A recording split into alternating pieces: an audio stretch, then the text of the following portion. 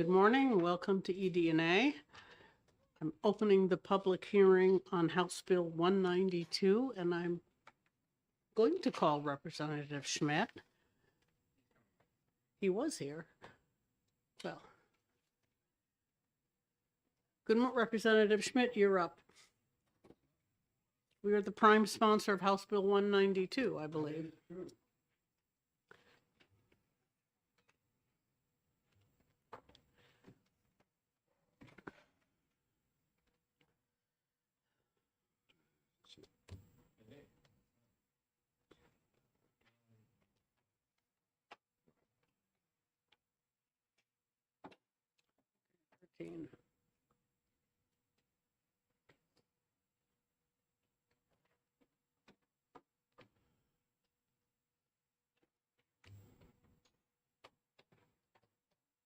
Morning, everyone. You did.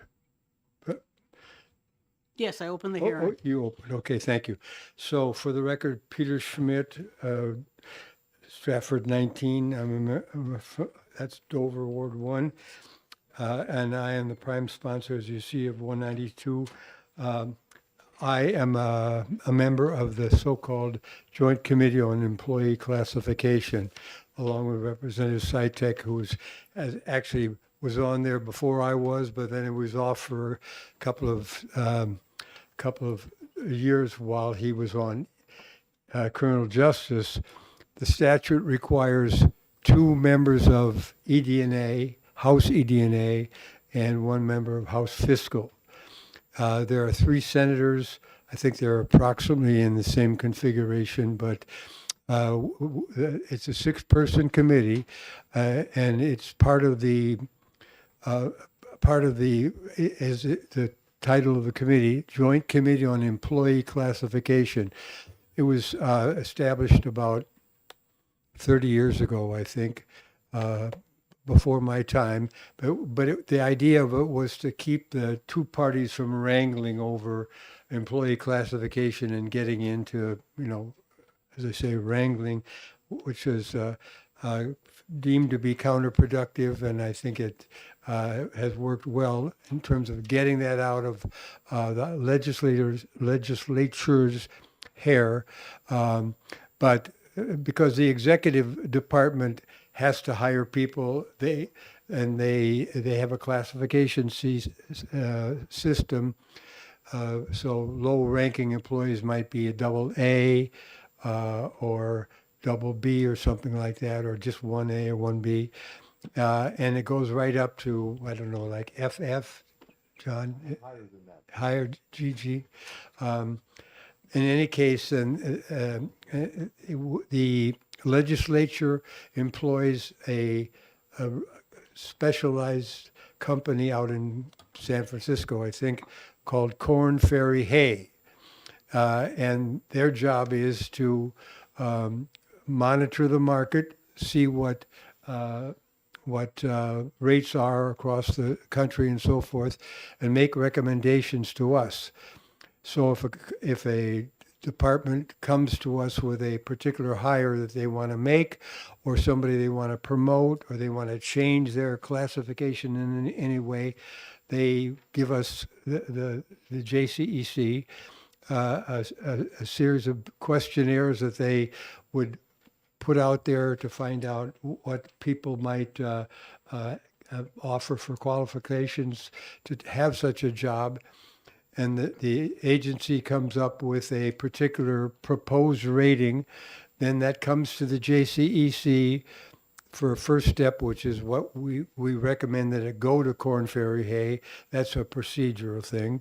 And then Korn Ferry Hay will come back at some point with their recommendation for what that classification would be.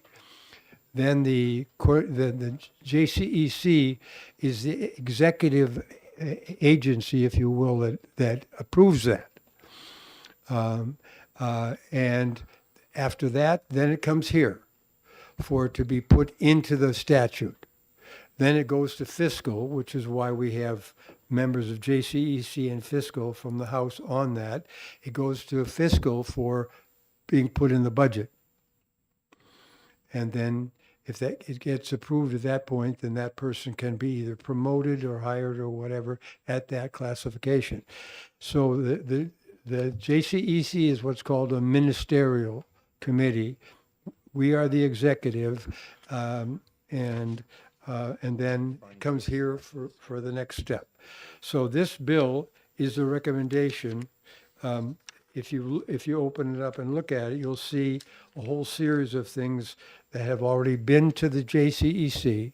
They've already been approved, and now it's ED&A's call to carry out the next step. Any questions about how that works? Okay. So in any case, not only do I have this bill 192, but I also have an amendment. Has that been passed out to all of you? No, Okay. Well, I don't have it. you don't have it? Okay, well, let's get it. Yeah, let's get it in everybody's hand.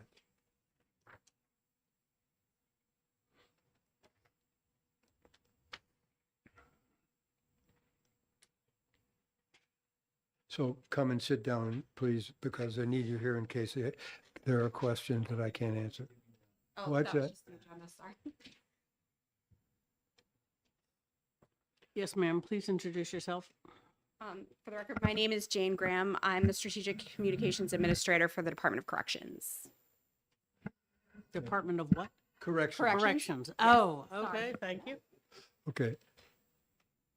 Oh, there's the commissioner lurking in the background in case we have any real questions.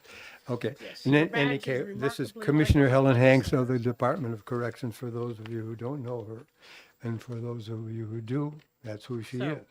Anyway, so there was an error made at the last JCEC meeting where, as I understand it, well, why don't you tell us, Jamie? Because you're the one that you told me, and I don't want to have them have to hear it from me when you're the one that.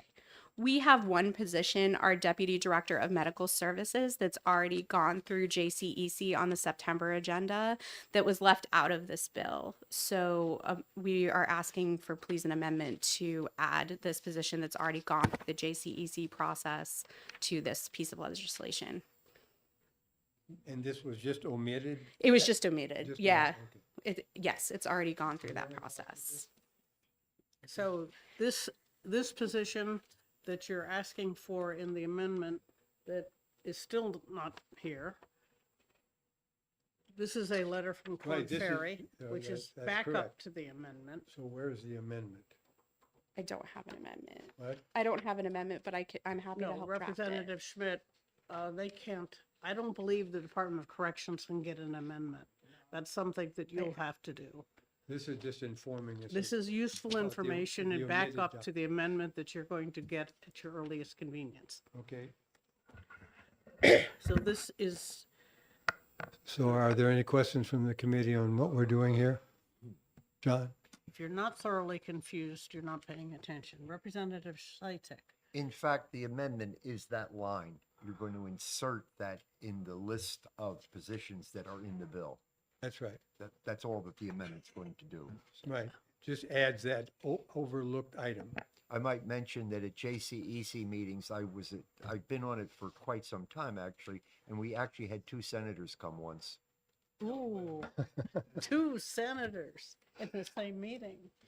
Well, it's a six person committee, 3 from each chamber. But obviously, if all three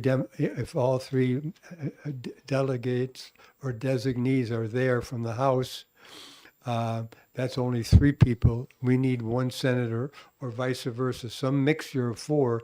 And if the senators don't come, then we only have 3 House members. That's not a quorum. So it is a problem getting a quorum, which is why I'm grateful that Representative Seitek was reappointed, because he knows the drill and it can be a little confusing the first time around. And if I have you all thoroughly confused, then we can proceed. Are there any questions? Okay, very good. Well, thank you. Representative Broder. So I just want to be clear as to what the amendment is going to, it apparently it's on this letter from Corn Ferry, and which line I just want to make sure that I understand which line we're adding or we're amending. It would be adding a new line, I believe. Is there corrections? This is under the grade GG. Mm-hmm. Okay. There's already a Deputy Director of Rehabilitative Services on line 25. Mm-hmm. And this would presumably add another Department of Corrections Deputy Director at the same salary level. Okay.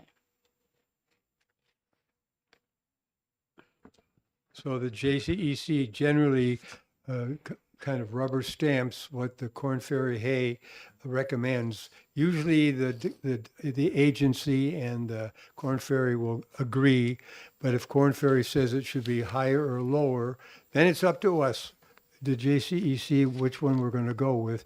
We generally agree with them. They're the experts. That's why we hire them and pay them. So they give us the most likely correct rating or classification, and we rubber stamp it, and then it comes here. Thank you. Representative Saito, you had a comment? Except for the coroner that we bumped higher than Korn Ferry because of shortage. Well, the rating may have been market correct, but it turns out the agency was looking around for that person. They couldn't get anybody to respond because the rating was too low for this area. So we approved a higher salary because otherwise we weren't going to get anybody for that corner position. Okay. Are there any questions? Representative Leon. Thank you, Madam Chair. With this role of the Deputy Director of Medical Services within the Department of Corrections, is that currently in the section where that position would be deleted from the current listing and then added to the second? Or is it just adding to the second? I don't know. Sorry, Commissioner. I just want to make sure we do this correctly when we get the amendment I think it drafted. Your question was germane. It's new.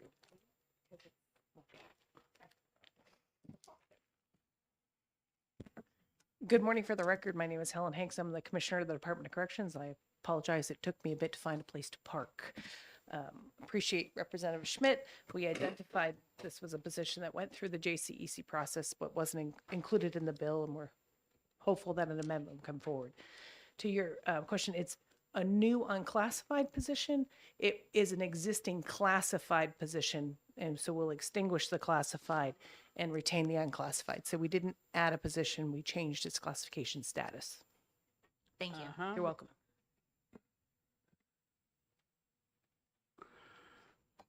And simply by adding that position to this list, that will accomplish, shouldn't we abolish the existing classified position? Thank you, Madam Chair. When we put this through HB2, that language was already included in the ask to go from classified to unclassified to abolish it. Was that in HB2 this year or 2 years ago? 2 years ago, ma'am. Thank you. I'm glad to know it's been taken care of. You're welcome. Okay. Any other comments, questions, issues? Thank you. Is there Thank you for being here, Commissioner. Thank you. Is there anyone else who needs to, who wishes to testify on House Bill 192? All right, seeing none, thank you. I'm going to close the public hearing. Representative Schmidt, you are going to get us an amendment, I hope?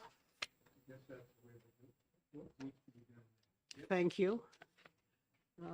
We have 1 minute, and I'm co-sponsor to the next one, so you're in charge. Let's screw up.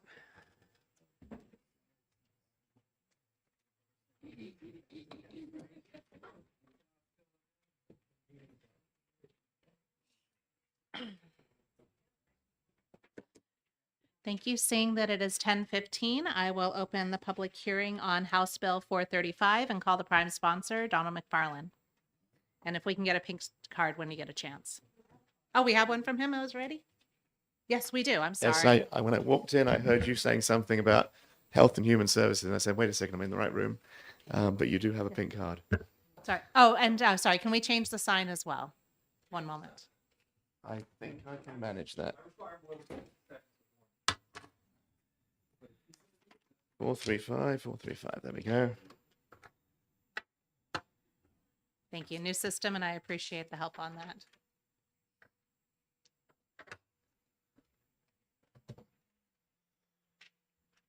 All right. Well, hopefully the rest of my testimony will be equally helpful. Good morning, Mr. Chairman, honourable members. I'm Representative Donald McFarlane from Orange, and I thank you for the opportunity to introduce House Bill 435.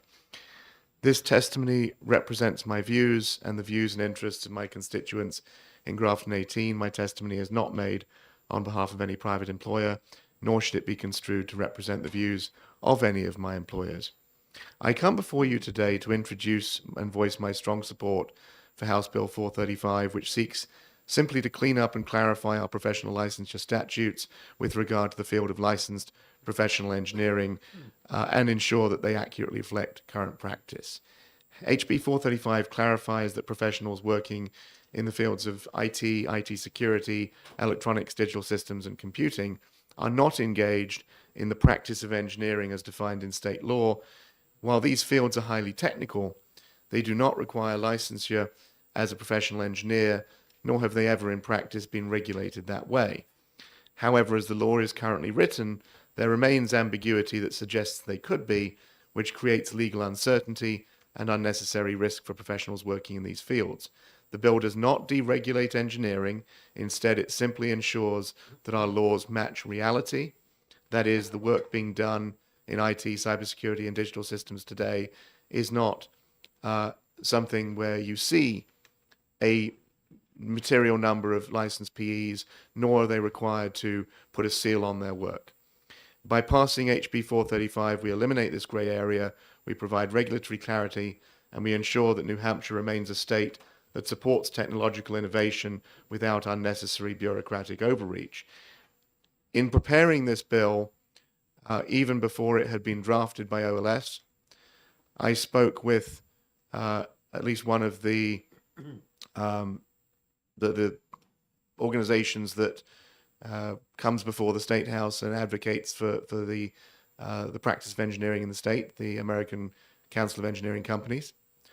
And I engaged in a number of phone calls with them. I engaged in a Zoom call with several of their representatives, most of whom were engineers, PEs themselves. And while we did not arrive at a common understanding on chosen language, nevertheless, what I understood clearly from them is that their interest is limited to the circumstances where engineers are required to provide sealed documents in support of the raft of good reasons that this committee well understands that those are already required today, especially for fields such as the building trades and civil engineering and structural engineering and so forth. And so I'm happy to dive in on this as the committee sees fit. I didn't want to overcomplicate the issue, and I urge the committee to support this common sense bill and move it forward. So thank you for your time, and I'm happy to yield to any questions. Thank you. Are there any questions from the committee? Representative Bailey? Thank you. I am not one, but I have encountered people in the past that were electronic engineers or had degrees and such, and they would seem to be excluded. So I can tell you that I am one such. And in writing this bill, drafting the language for this bill, I wanted to strike a reasonable balance between excluding the fields where we know that this is just not something that is required in practice, and not excluding too broad of a set of disciplines to the point where I felt it was going to create too much strife and disagreement. And I'm sure that there will be some people who want to speak in opposition. It was interesting to me, I checked a few moments ago online for the online testimony, and there's a handful of folks who have submitted testimony there. One is, of the three people that have written some textual responses, one is neutral, one is in opposition, one is supportive. And it was interesting to me to note that the individual who supported this describes themselves as an engineer and as somebody with that kind of a background. And the person who was opposed is clearly coming at it as that this is somehow intended to disenfranchise electronic engineers, information technology professionals, and so forth, and lower their salaries. And I can tell you, as somebody who has spent multiple decades and essentially all of my working life working in these types of fields, I have no interest in doing that. Thank you. Thank you. Other questions from the committee? Seeing none, thank you very much, Thank Representative. you. Is there anybody else who would like to speak on this bill?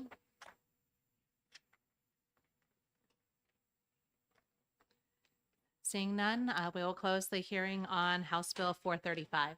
Thank you. Our next bill is scheduled at 10:30. But I will hand the gavel back over to the normal chair.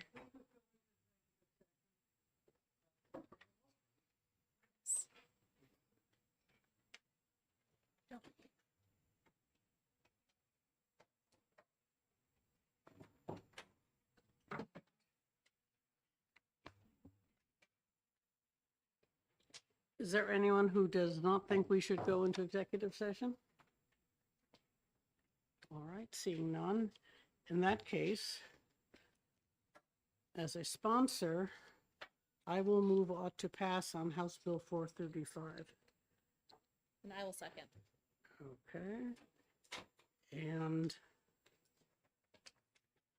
I'll just say that it's common, it seems to me to be a very common sense exclusion because most software engineers do not do the sort of things that we require a professional engineer's license for. I've worked in engineering my entire career, and the types of engineers who get licensed are structural or civil engineers or mechanical engineers working on various types of machinery that have safety constraints. Software, for some reason, is not normally included, and the tests to become a licensed engineers don't deal with software. They deal with structures and mechanics. At least they did when I was considering taking them, and I don't believe it's been added since then. So I think that this is clarifying what people are already doing. Representative Howard. Thank you. My significant other is currently in the process of getting her professional engineering license, and I had her look over this, and she felt that it was completely fine. She's getting her master's in environmental engineering, and this does not affect environmental engineering, civil engineering, or any of the actual practicing engineering that require a PE, like you said. So for that reason, I'm going to be supporting the bill. Thank you. Representative Leon. Thank you, Madam Chair. I support this bill because when I was going through school and was surrounded by engineers, I was trying to understand this whole licensing for some engineers and not. And essentially it comes down to the professional engineers are kind of the physical engineers. They're involved in physical things that are out there in the world and not the software, the things that could fall down on you or could break physically. And so I think that this is just a common sense clarification of our statutes. Okay. Anyone else? Representative Bailey. I guess I'm still trying to understand. I'm thinking of somebody I went to high school with, so you could imagine it was long ago. Went to Wentworth in Boston and was an electronic engineer, was the degree, and worked for many years for DEC building physical computers. Would this exclude him? Assuming he's still working, you know. Somebody in that category. It was, Probably yes. Representative Slotchik? is that fair then? Why? He doesn't need it. Well, If he's working, if it's he's not working, software, it's electronics. He was working on a physical computer. yes, thank you. Thank you. So, we seem to have a lot of engineers in the room. I'm a chemical engineer, and professional engineering licenses are something that you need in a certain type of engineering license. For example, professional engineers who have a license as a professional engineer, it's a PE license, oftentimes have to certify plans, and they use a seal that they obtain from the profession.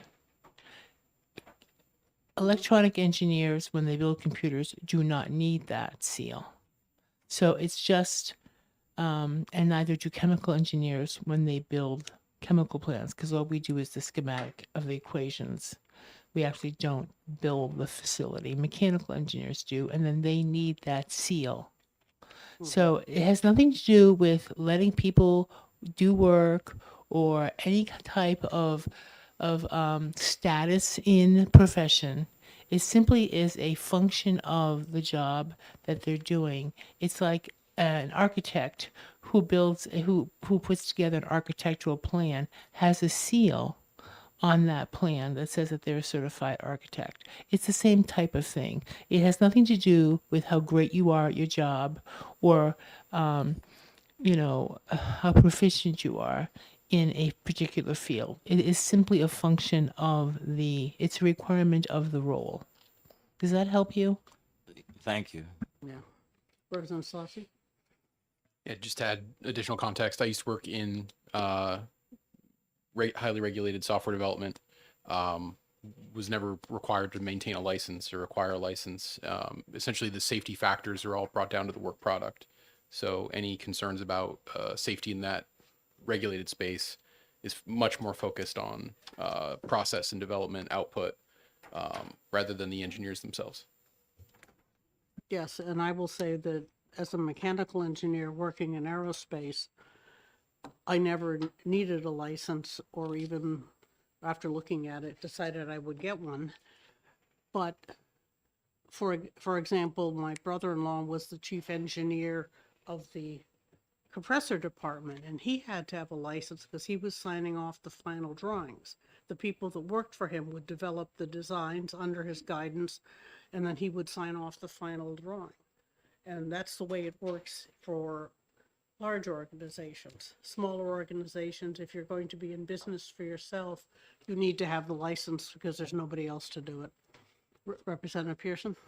So it's always extraordinary to see the culmination of brain power in a room. My engineering technology degree is in fire protection, which is a little bit different in the sense of the physical, although we do create plans that plumbers put together in some cases, but I don't want I don't want there to be confusion between electrical engineers and electronics for those of you that are reading that thinking that they're the same thing, because they are most definitely not. So electrical engineers are much different in what they do in practice. So just to calm fears on that one term, that is they are not equivalent in any way.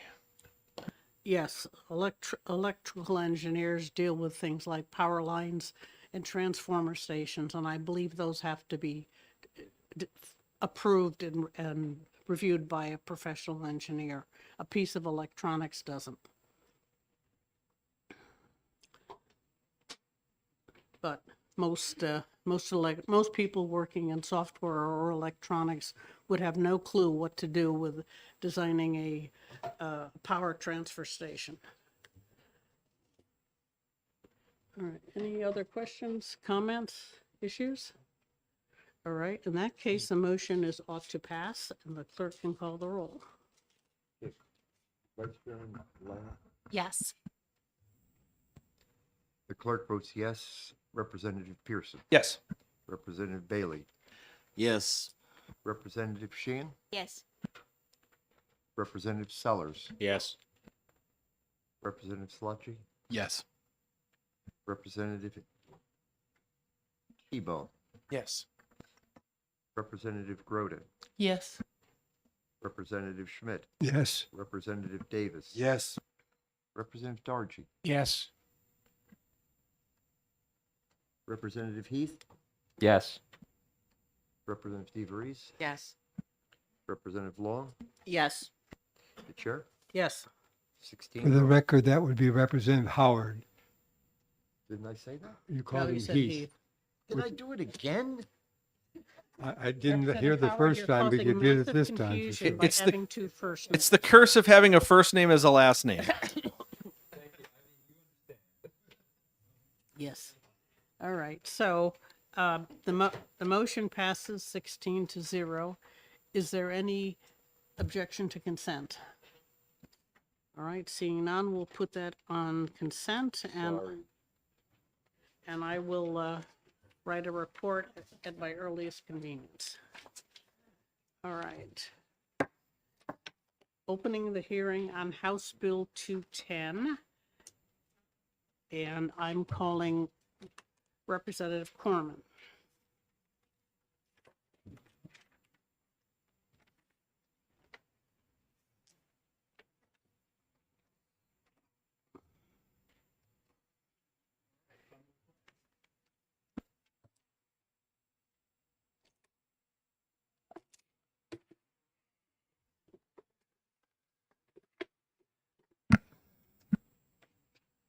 Thank you, Madam Chair. Good morning, eDNA. I am Tom Corman from what I like to call the Fightin' 15th, Grafton 15, which is Ward 3 of the fair city of Lebanon, here to talk about HB 210, about state flags. There's a handout going around called Good Flag, Bad Flag, with principles of flag design. We will talk about it. But first, I'm going to show you a bunch of state flags. Here are 25 state flags. You notice that they're all pretty similar. I've crossed out a couple. I'll talk about those for a sec. Ours is somewhere in here.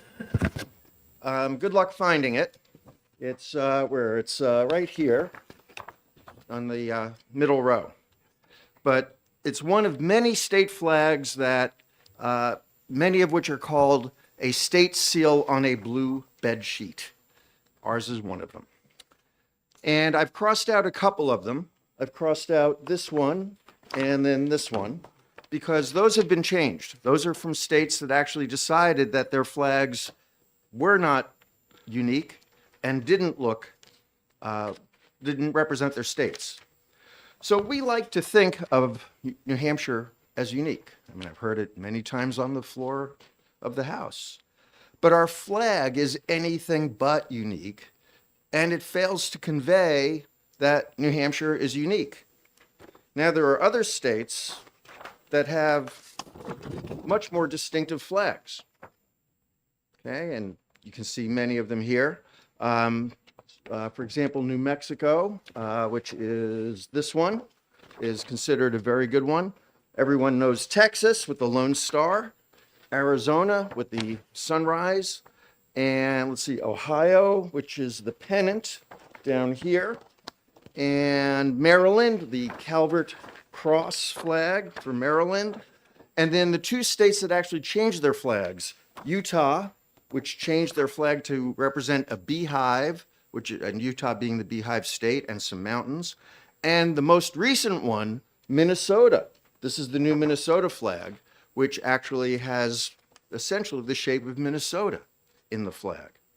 So there are states that have been changing their flag designs. So the New Hampshire flag violates the vexillological principles. Vexillology is, of course, the study of flags, as we all know. And the New Hampshire flag violates the principles that are in the handout that you have. So let's look at the New Hampshire flag. I hope you can see this. You've all seen the New Hampshire flag before, right? The state seal on a blue bed sheet. So if you look at the handout, it has these principles. Number one, keep it simple. So simple that a child can draw it from memory. A single, simple, large shapes. The flag should be recognizable from a distance.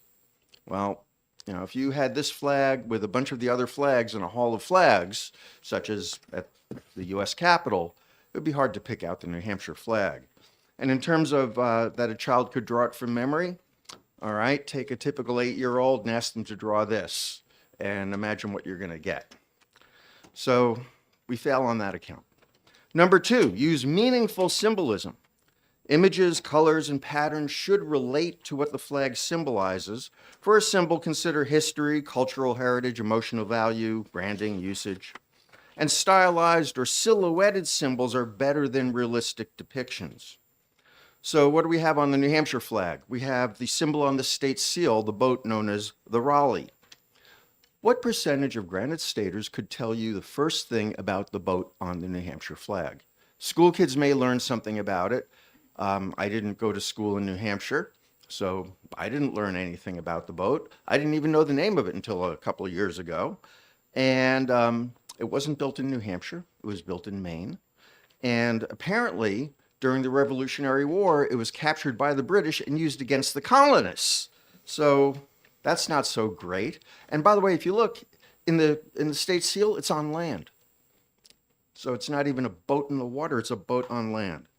So I'm not advocating to change the state seal, although I think it's not a bad idea, just not to use it on the flag. Next principle, use 2 or 3 basic colors, and the basic flag colors are red, blue, green, black, yellow, or white, but don't use all of them, use 2 or 3 of them. And separate the dark colors by the light and the light colors by the dark for contrast. If you have more than 4 colors, it makes the flag hard to distinguish and hard to reproduce. So I actually counted the colors we have. We have 8. We have dark blue, gold, green, red, light blue, brown, black, and white. So 8 colors on our flag. And then, of course, no lettering or seals. Well, we have the seal. And we also have the lettering that says seal of the state of New Hampshire. So words defeat the purpose. A flag is a graphic symbol. Lettering is hard to read from a distance. I mean, you certainly can't read the lettering on our flag unless you're right up against the flag. Seals are designed to be read at close range. So enough said for this flag. And finally, be distinctive or be related. Avoid duplicating other flags, but use similarity to show connections. Well, we don't duplicate other flags, but the state seal on a blue bedsheet design is the opposite of distinctive. On the very last page of the handout, I have at the bottom, YouTube, does your flag fail?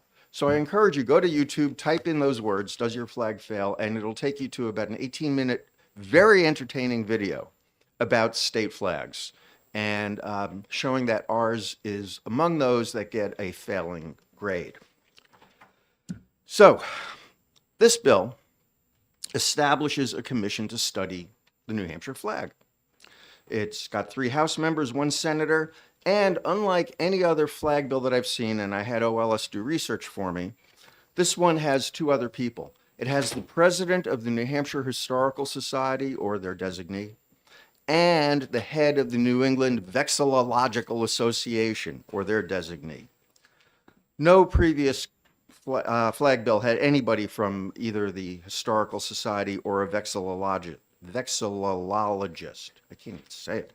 This commission would be unique. It would review the history of the flag, it would examine the vexillological principles, and it would recommend whether to redesign the flag. And if so, a process to create the proposed design. The commission may propose its own design, but it's not required to do so.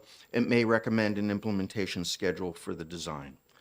Now, there's one thing that I intended to have in the bill, but apparently OLS dropped it, but I'd like it to be in there at some point, which is that I don't want this to cost the state money. I mean, we have a lot of flags that the state owns, and if we were to change the flag design, that would be a lot of new flags that we'd have to buy. So what I'd recommend would be that, and what I wanted in the bill, was that if the flag design does change, new flags would be the new design. Old flags would not have to be replaced until they actually wore out, so that there would be no additional cost. It would just be when we buy new flags, we buy the new flag. So that's the bill. I know that we've seen a lot of flag bills over the years. I know we had one last year. I remember testifying against it because what it did was it added lettering to the flag. And I know that you're going to hear a flag bill this afternoon. I just think that this is the process to go through, to actually have a commission with informed people on it to decide what we might want to do with our non-unique state flag. And with that, I'm happy to take questions. Representative Tebow. Thank you, Madam Chair, and thank you, Representative, for taking my question. So I visited Utah a couple of times. I love their new state flag. It's great. But on state buildings, they still fly the old state flag as a symbol of their history. Would you support flying both state flags on state buildings or just the new one? And with this commission, would this be something where we would be required to adopt the commission's report, or would it be up to the legislature to determine if it wants to accept the results or not? Thank you. As far as flying two flags, that's really up to the state and up to the administration of the state what they'd want to do. And then, I'm sorry, what was the second question? Would the legislature be required to Oh, adopt? right, the right, right, right. commission's- Yes. Yeah. Yeah. And I would expect that this commission would recommend legislation, which is typically what a commission or committee would do, would recommend legislation. Yes, and in fact, as written, the commission would issue a report, and if they did recommend a flag, it would require future legislation, which would include the transition language that's necessary to make sure we don't have to replace every single flag in the Yes, thank you. state. Representative Leon? Thank you, Madam Chair, and thank you, Representative, for bringing this to us. Looking at what you provided here, it sounds like there'll be a committee looking at how to redesign the flag. However, on the last page of the document you gave us, it said, don't allow a committee to design a flag. Instead, empower individuals to design flags and use a committee to select among them. I'm just curious how, I recognize that this is something that people have been working on for a long time, and I'm just trying to understand how creating a commission solves that problem of not having a committee design the flag. Thank you.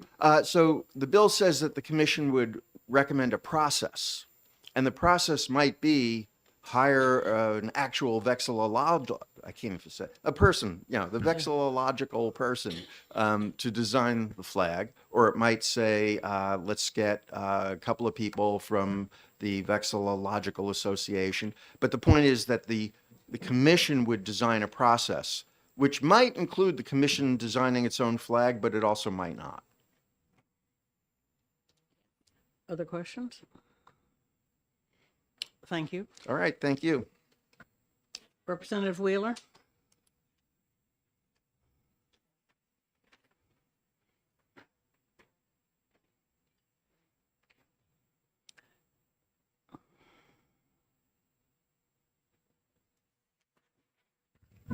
Thank you, Madam Chair, friends and colleagues on the House Executive Department's Administration Committee. I think Representative Corman did a fantastic job as to why this study committee would be important. I just would like to add my support to the study committee, understanding the effort to get rid of study committees and commissions. I think this is one that meets the standards that have been set by the people who are trying to get rid of those study commissions and committees and commissions.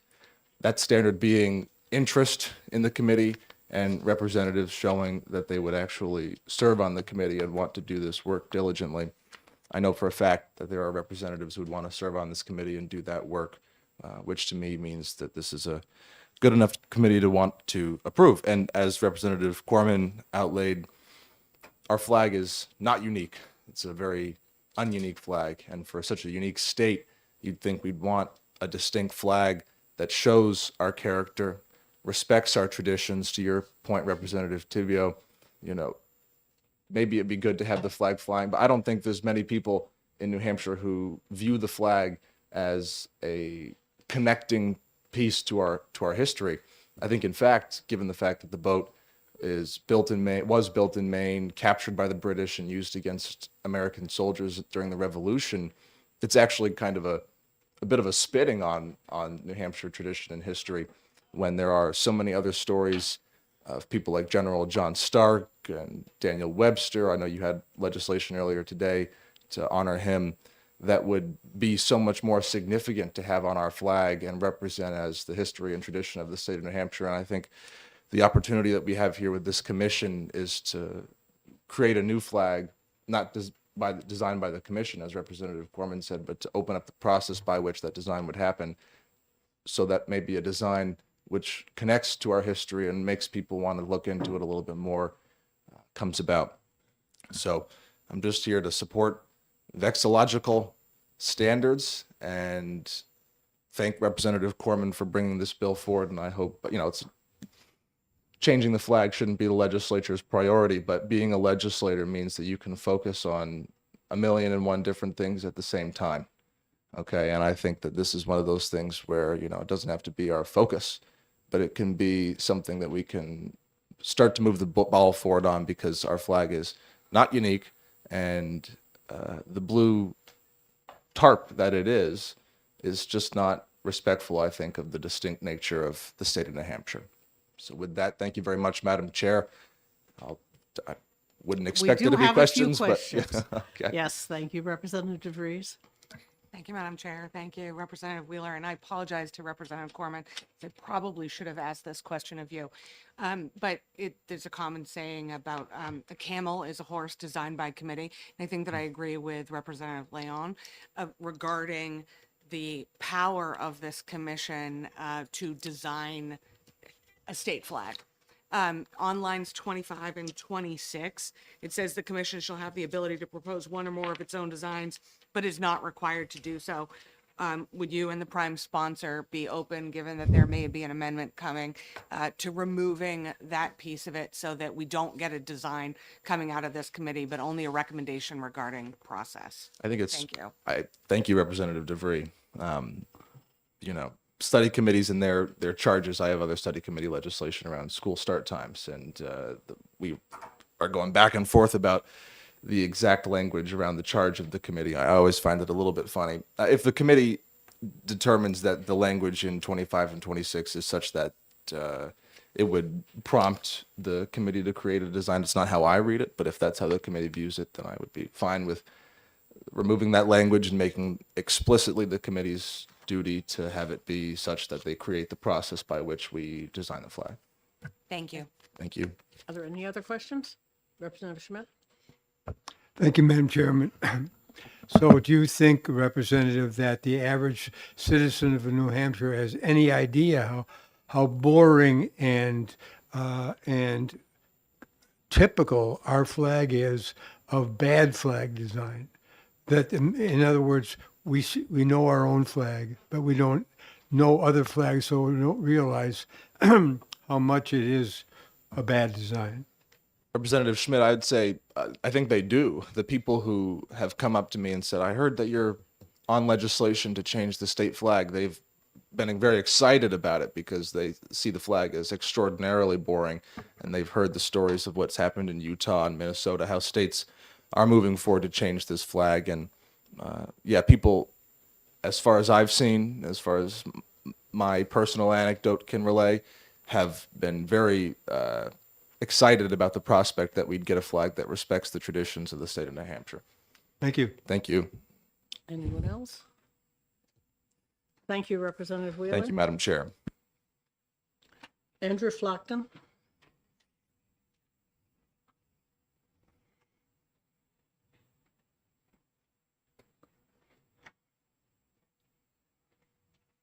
Good morning. Push the button. Hello. I think that the state flag should be changed, and I have a bill which is actually going to be heard later today on that same subject, but I don't think there should be a commission. In Massachusetts, there was a commission to change the state flag. The first time, it failed to come up with a design, and then the commission had to ask for another extension and another $100,000.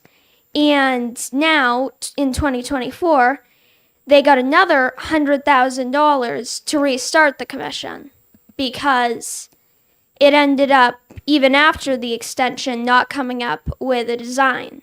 And now it's getting another $100,000 for a new commission to come up with a design again.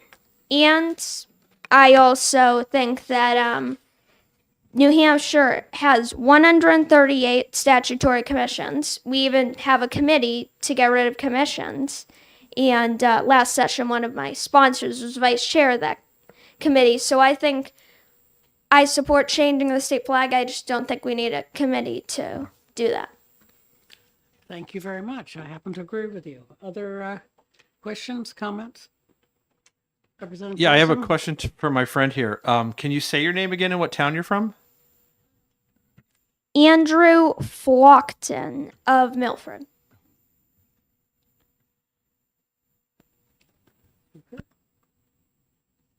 Representative Tebow? Thank you for being here. I just wanted to say it's always great to see young people getting involved, and I think your testimony was excellent. So thanks for being here. Thank you. Anyone else? All right, thank you for your testimony. You're welcome. Is there anyone else who wishes to testify on House Bill 210? All right, seeing none, I will close the public hearing.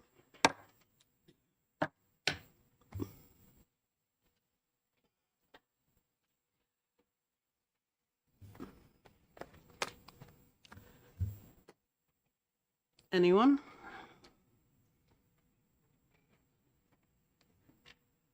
Representative Fellers? Yeah, Madam Chair, if you're asking about this bill here, going to executive session, I would hold off for right now. I think I'd like to discuss it more internally and Okay, well, that's fine.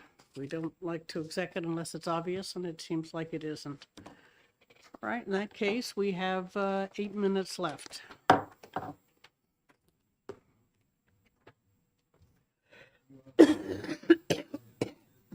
Guess it would be impolite to ask him why he's not in school today. Maybe he's homeschooled.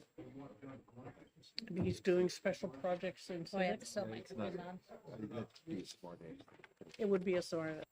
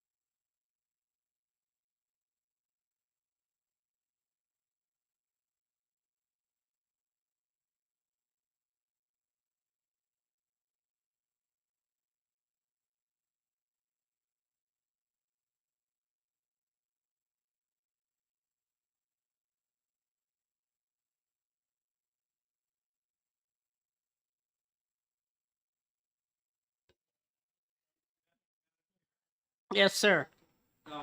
The prime sponsor of this bill is currently down the hall for a minute, taking care of something, and she will be right back. Fine. If you would introduce the bill on her behalf, I would appreciate it.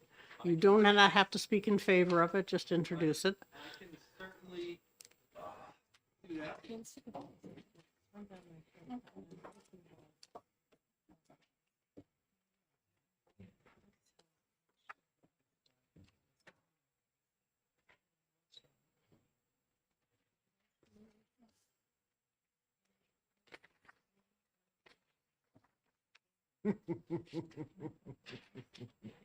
How slow can you walk?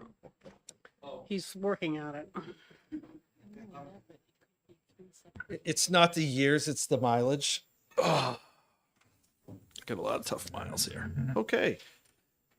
So, this is the House Bill 52. The prime sponsor, Representative Reed, will be here very shortly.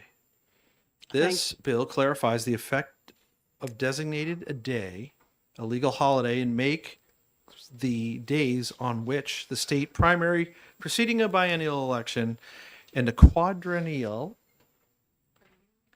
No, I'm just actually reading the analysis for the committee. Thank you, Representative Pearson, for your efforts on the committee's behalf. Representative Reed. Sorry we started a bit late. Thank you, Madam Chair, and thank you, honorable members of the committee. For the record, my name is Ellen Reed. I represent Rockingham 10, which is Newmarket and Newfields. HB 52, although it says an act relative to legal holidays, is actually Election Day holiday. It's Election Day holiday bill.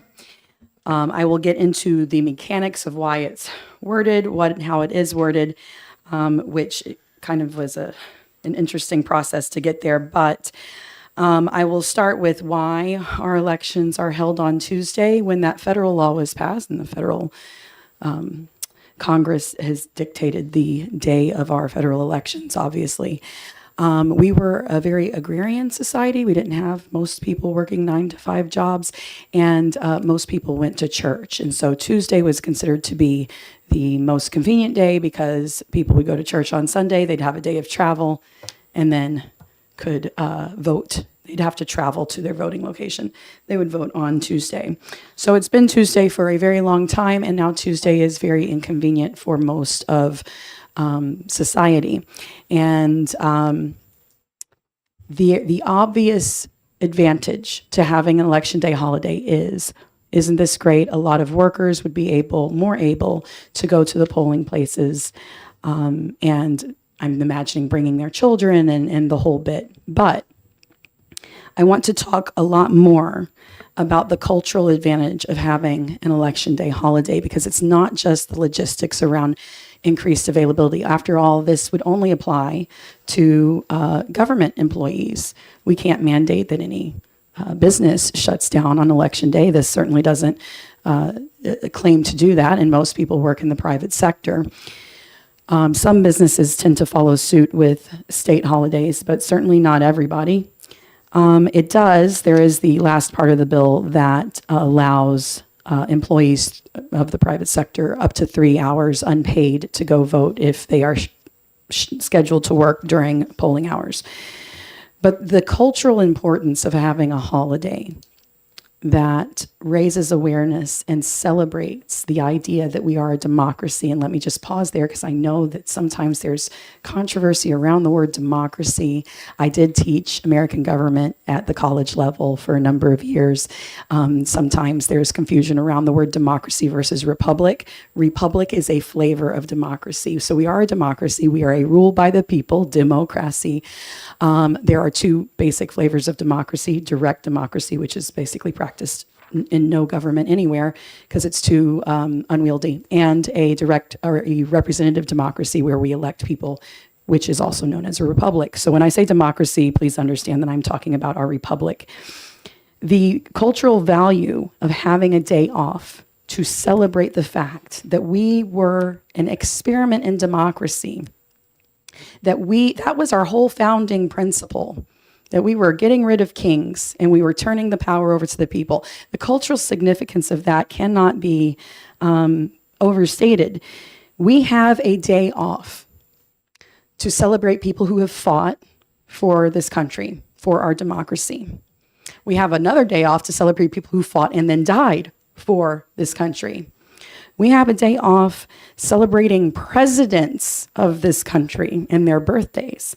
And of course, we have a huge day off for the annual celebration of the birth of our independence as a democracy. These are things that we put on the calendar. We know are coming. We are planning barbecues. We're planning fireworks. We're planning events.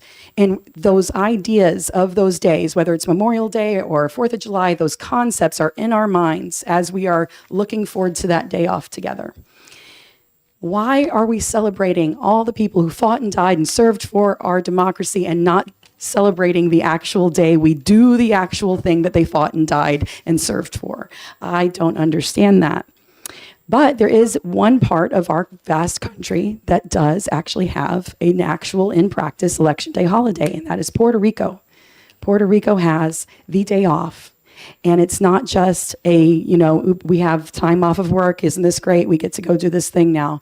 They have parades that they call caravanas. It's a huge cultural tradition steeped day of mock debates and mock elections and just really celebrating the idea of self-governance. Puerto Rico's turnout is in the high 90s. We are no slouches in New Hampshire. We're third among states.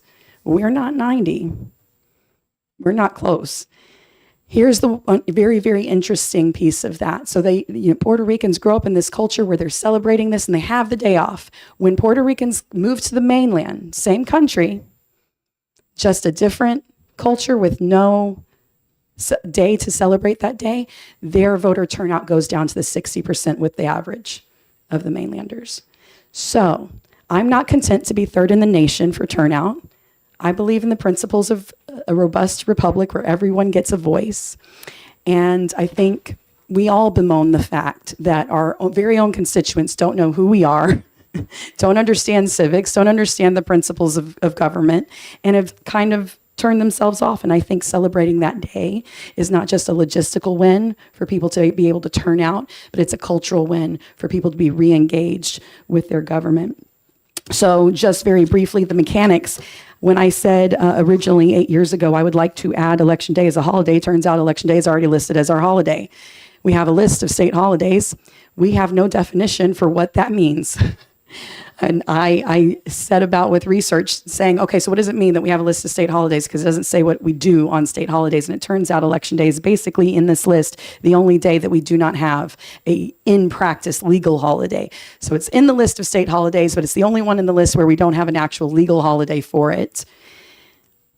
So I went about defining what we do for all the other holidays. And basically it says, if it's not, and I hate to use the word essential, but essential services, that those people have the day off. And what we're talking about in terms of logistics is essentially a snow day. And I think our republic is worth a snow day. I did include primary, so because if it was just election day, just the general election, it would be once every 2 years. If you include primary, it's 2 days every 2 years, so it averages out to yearly. And primaries are often where the real democracy is acted.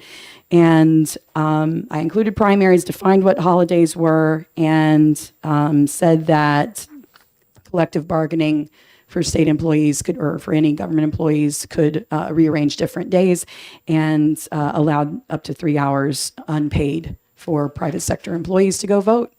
And that's the bill. That's the structure, and I'm happy to take questions.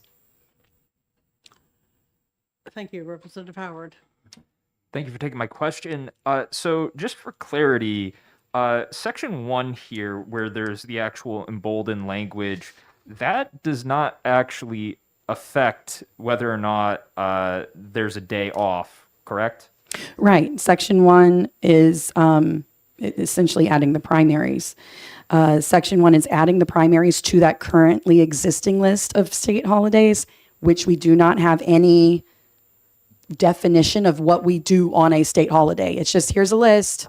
It's an honorary title really to have a state holiday. And then the new section 2 is then going back and defining what those state holidays actually do. Okay, thank you. Mhm. All right, Representative Bailey? Thank you. Doesn't this tend to favor those who belong to parties in the primary elections? Like something like 45% of the population does not belong to a party. Yeah. Yeah. And so for full disclosure, before I first ran for office, I was an undeclared and a co-founder of New Hampshire Independent Voters. And while in office, I somewhat notoriously went independent. So the interests of independent voters is something very near and dear to me. I don't believe in our two-party system, for personal disclosure. Because famously, Boss Tweed said that I don't care who gets to vote as long as I pick the candidates. Because if you're forced to choose between hamburger and Salisbury steak, you don't have much of a selection. And so really I briefly mentioned this, but a lot of the real democracy or republic, it happens in the primary level. It's unfortunate because we as a state pay for private entities to operate their own primaries when that's not actually something. We're paying for a private institution. However, the reason we do that is because it's so essential to our democracy. Primaries, who is actually going to be on the ballot, is so essential to our democracy that it's worth us investing in. Also famously or infamously, Texas, back in the days of Jim Crow, when much of the South had poll taxes and tests to prevent Black people from voting, Texas didn't do that. They just said that Black people could vote in the general election, no problem, no tests, no poll taxes. But only white people could vote in the primary. You see how that's a problem. So primaries are incredibly important. I also, with you, bemoan the fact that the private parties are such a force in our current system. I have other bills and other committees to deal with that issue. But in terms of Election Day and whether or not we should honor it as a holiday to get people out and active, if you are a party member or undeclared, as long as we don't switch your ability to participate in the primary as an undeclared voter, that's essential. No matter who you are currently, you get to participate in the primary even if you're undeclared. Thank you. Other questions? Representative Sellers and then Leon. Thank you, Madam Chair. How many employees would this affect? So I don't have off the top of my head a number of state employees. In technically, it would affect all employees that are scheduled to work on Election Day because it also gives time off for the private sector. But in terms of just a holiday, it affects all government employees in the state. Except, of course, the moderators, selectmen, and supervisors of the checklist that are required to work on the election itself. Which is put into that new section, as well as essential services like police officers, firefighters, Okay, all the thank you. normal. Representative Leon? Thank you, Madam Chair, and thank you, Representative, for bringing this to us. I see that you say that it would be unpaid 3 hours off, but I don't see that specified anywhere in that language. A previous version of the bill did say unpaid, but the lawyer, the drafting attorney, said that it wasn't, because we're not specifying that it has to be paid, it defaults to the employer doesn't have to pay. Thank you. All right, thank you. And I would like to mention for your edification that the classic form of town meeting is a form of direct democracy.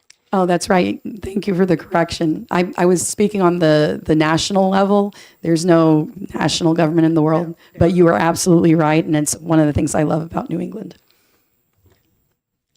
Questions? Thank you very much. Olivia Zink.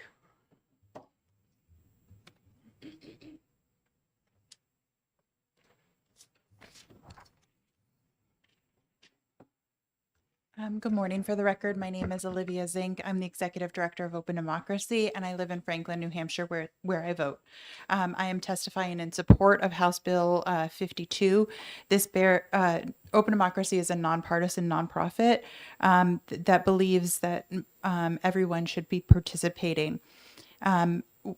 This does make that designation in the primary and the presidential primary. Establishing legal holidays will make New Hampshire more accessible for the average voters, especially working parents, busy young professionals. I had a neighbor who wanted to vote in the primary and said to me, "Oh, the primary was yesterday." They had no idea the date of the primary. And I think that whatever we can do to elevate knowledge of the date of elections is important for us is in civic life. Roughly about 60% of average citizens show up to cast a ballot. This is vastly different in primaries. And I actually just pulled up the state primary from 2024. 72,000 independent voters, undeclared voters, voted in the last September primary. Undeclared is the largest representative body we have in the state. I do think it's important for us to move the needle closer to additional participation in our democracy so that every voter's voice can be heard. Making an election day is highly favorable on both sides of the aisle. According to a poll done in 2024, 72% of Americans support making Election Day a national holiday, and this was 68% of Republicans and 78% of Democratic voters. Everyone benefits when we take advantage of making a more active role of participating in elections. It is clear that voters want politics to be in place for casting their ballots to be less stressful. This past election, many stood in line, especially in larger cities, for a couple of hours. If you are newly registered, I know that was the long line in my poll. This last polling place this last November. So I do think giving people 3 hours off is a good benchmark. I know the New Hampshire Businesses for Social Responsibility did do a campaign for their members on time off on Election Day for voters to work.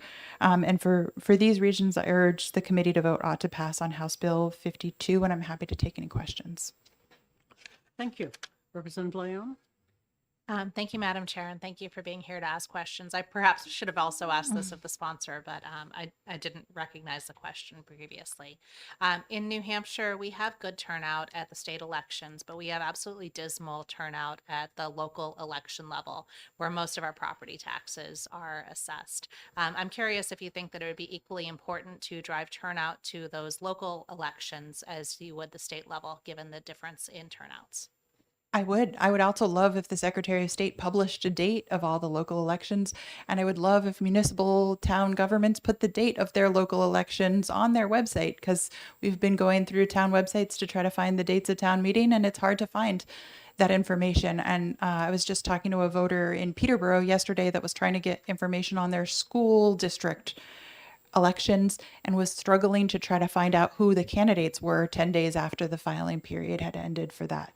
So I think that we could, as a society, do a very much better job of publicizing who's on the ballot, the date of the election, the times the polling places are we participated, Open Democracy did a survey that we presented to the Secretary of State. We found out that it's easier to register your dog than to register to vote by going to town websites, because that information is much more readily available than the information on registering to vote on town websites. So we can do a better job. Thank you. Representative Tebow? Thank you, Ms. Singh, for being here. I just had a question regarding the dates of our elections. Do you think that the primary date also drives down turnout? Same with local election dates. I'm thinking back to our Franklin elections this last year, having the October local elections wedged right between the September and November elections, and we only got very low turnout. So do you think successive elections like that also stifle people's ability to go out and vote? Well, I think that publicizing the date and making sure that there's availability for people to take time off to participate is critically important.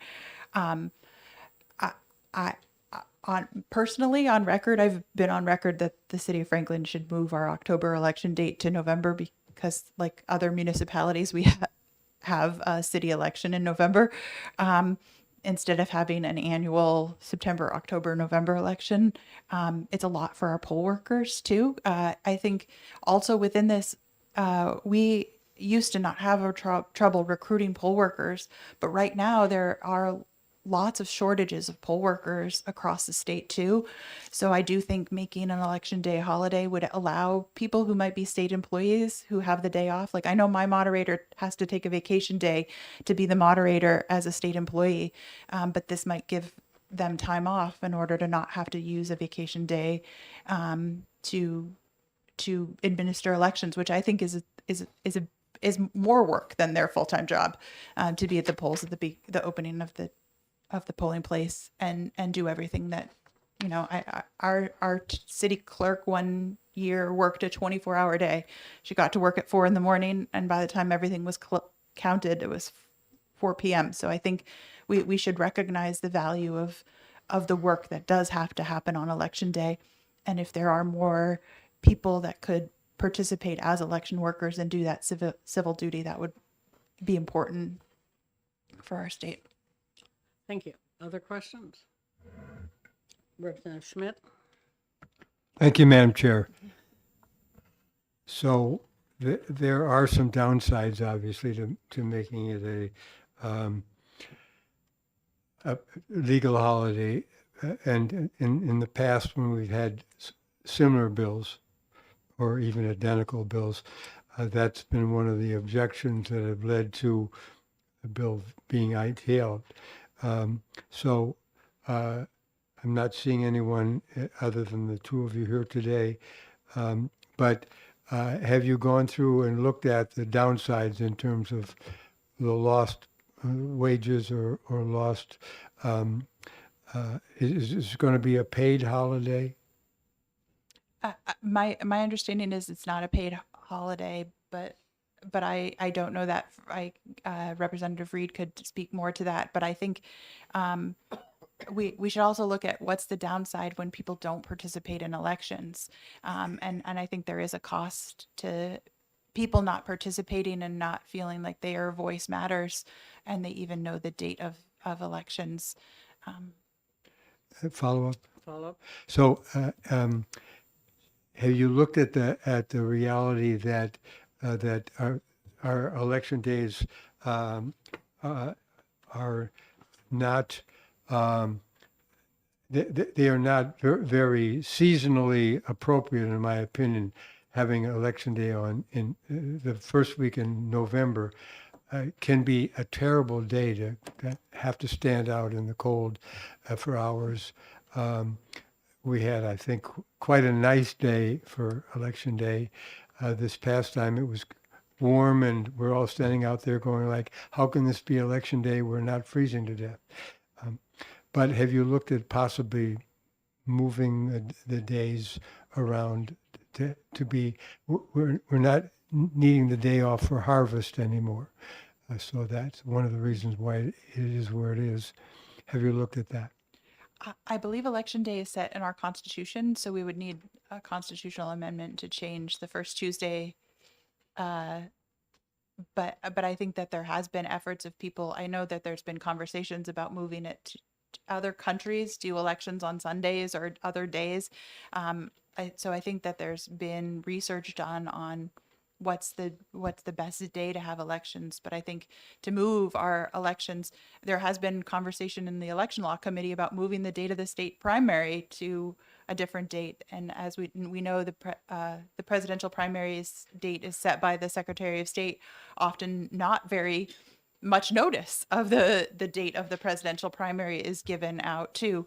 And that is a February. And we've also had town meetings on snow days. A lot of communities have had a foot of snow on election days. So I agree with you that maybe it's not the best weather day, but I think that we should look at all of the solutions, but I think this is a good first step on providing more opportunity for additional civic participation. Thank you for your effort in researching this. Other questions? Seeing none, thank you. Thank you, that would be helpful.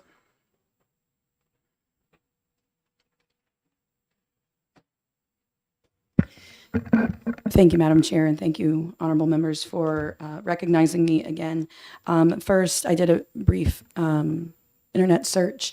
Approximately of our population of 1.3 million people, 10,000 people apparently, roughly, brief internet search, are either state or town employees. This wouldn't affect all of them, as the chair rightly pointed out. However, in the question of paid versus unpaid, it's not technically a paid holiday. However, there's caveats to that. First of all, most state employees are union members or fall under a union contract more specifically, and those contracts may include paid for holidays.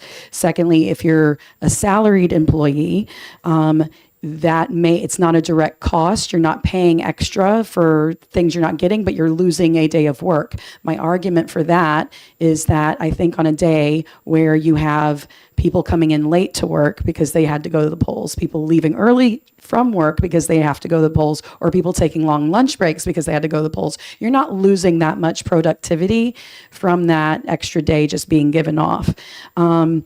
Also, hourly employees would actually represent a savings to the state because you're not paying those hourly employees who are now getting the day off, as well as some overhead for that. Now, I think at the end of the day, you're looking at mostly a kind of wash, but it's essentially the cost of a snow day minus the plows, right? It's the productivity loss that we experience on a snow day. And the question is a democracy worth that? Democracies are expensive, democracies are messy, and they are worth all of it. They're worth every penny. The last piece I wanted to say on the town level is that so most schools that operate as a polling place are closed now on election day. There was a time when some schools would try to remain open. Then the question of are guns in polling places allowable came, and so schools just decided to close. So we're already closing those schools. So that's already basically a snow day anyway on a Tuesday. So I think the point is it's worth it culturally, it's worth it logistically to give people the day off to go vote, the time to go vote, the time to take their children who are already off of school and they probably need to stay home from work to take care of their kids anyway, the time to take them into the polling place and show them democracy at work. But the more valuable thing we get out of that is that people know they're going to have this day off. They see it coming up on the calendar. They're thinking about the idea of civic engagement. They're thinking about their civic duty, and it shifts us culturally to caring more about engaging with our government, because our government is us. Representative Schmidt. Thank you, Madam Chairman. Have you given any thought to special election situations? Obviously, they're limited to that district, but it's also very important, and it's also an expense to the local community when they have to run the election, because they have to have the poll workers and so forth. So it's a big deal in a way for the town to have to come up with an extra $3,000 or $4,000, which is easily is. Have you given any thought to that? I have given thought to special elections. I have given thought to local elections, municipal elections. I didn't include them in this bill because I thought this was a big enough ask as it was. If this committee saw fit to include all of those things in this bill, I would be as happy as a clam. But having said that, I think it's best to get the big stuff while we can, and it's better to have something over nothing. Thank you. Okay. Other questions? All right, not seeing any. Thank Oh, you for your... Representative Settlers, thank you. Thank you, Madam Chair. So my concern is, and you mentioned it, is equality among employees. Some are salary, some are union, and some are hourly. Those hourly ones wouldn't be paid, but the other two could be paid.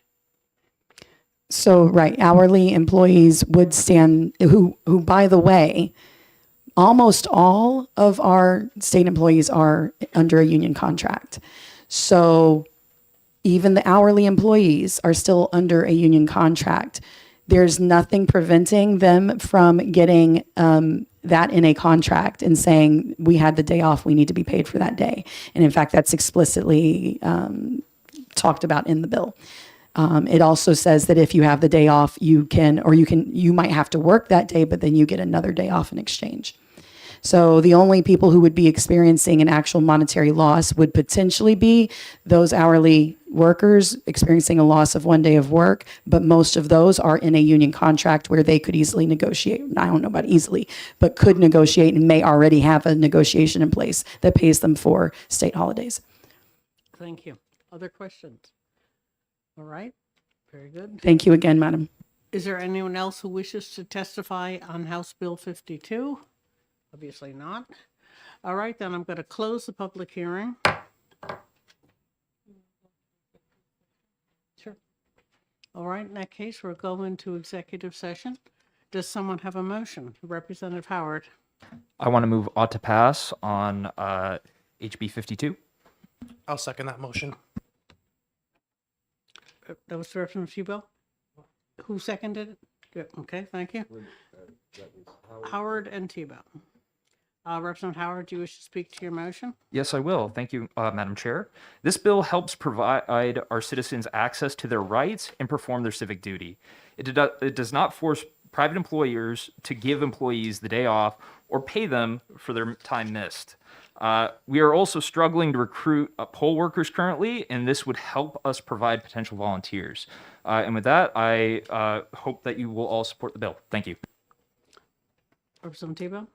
I would agree with what Representative Howard said. I think it's really good to increase turnout. And I would also point out the logistical hurdles that come with schools being open on election day. It prevents students who are old enough to vote from being able to vote. And it creates those logistical hurdles that Representative Reed mentioned with firearms being carried in schools that are typically gun-free zones. So in light of that and the fact that encouraging voter turnout is always a positive thing, I would also encourage an ought to pass motion. Thank you.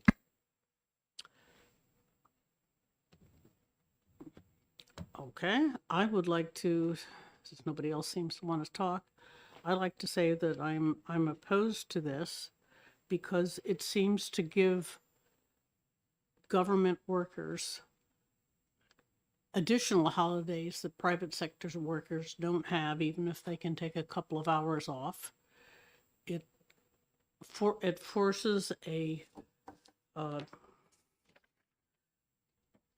the taxpayers to fund extra pay, because I'm sure that even though this bill doesn't say so, government workers will expect to be paid for their time off, or in the case of election workers, their hardworking time. And I think however we want to get people to vote, it is possible to learn when the primary and general elections are. And if you don't care enough to find out, I'm not sure that we need to force you to vote. So I'm opposed. Representative Sellers and then Sytek. Thank you, Madam Chair. On that line there I would rather see a state holiday than just a government holiday, because it's, again, you are putting the government employees in a class of employees saying, hey, we're going to give you the right to take up to 3 hours off, but any other business in the state, you fend for yourself. And it just doesn't seem like we're treating everybody with equality. And Thank you, Representative Sytek.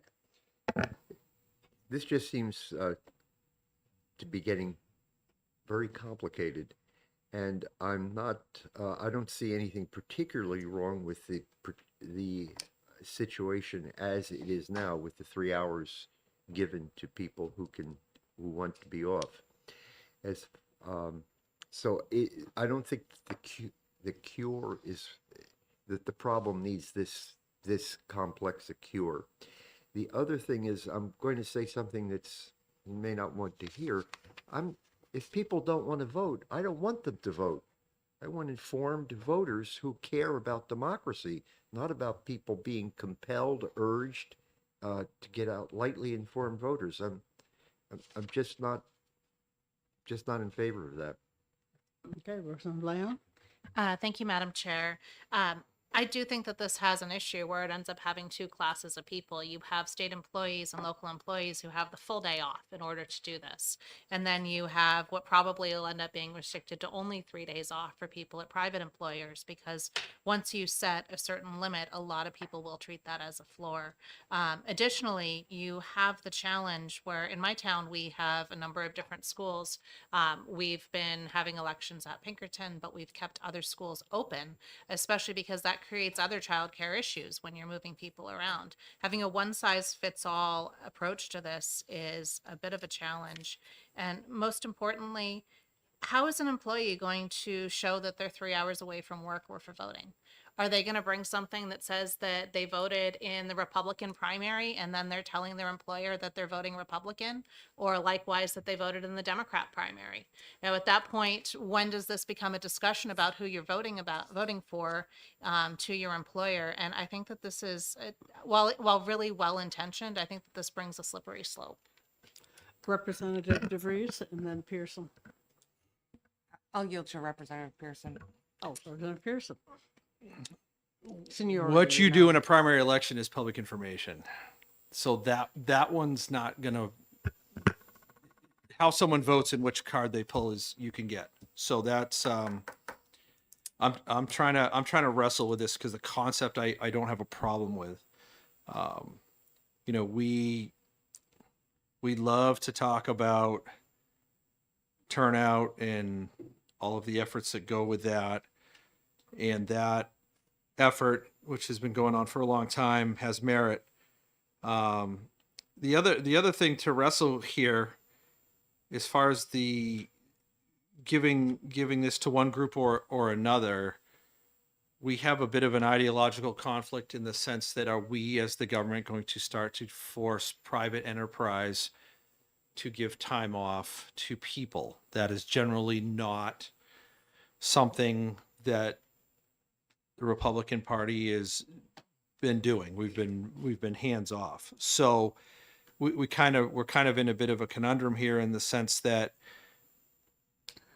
do we, you know, the idea of a state holiday, which has merit, and in making this a day off for everybody, then does the argument of mandating this on private enterprise comes into discussion. So I'm more leaning towards the idea that we don't really interfere with private businesses on this one, but I can't see shutting this concept off. The argument that Representative Reed made is in reference to some of the other holidays we have, and not that we're valuing one over another or stacking them or rating them or any of that, but the concept that the great experiment, as it was once called, does not facilitate ways in which its people can exercise that experiment, to me is a little weird. So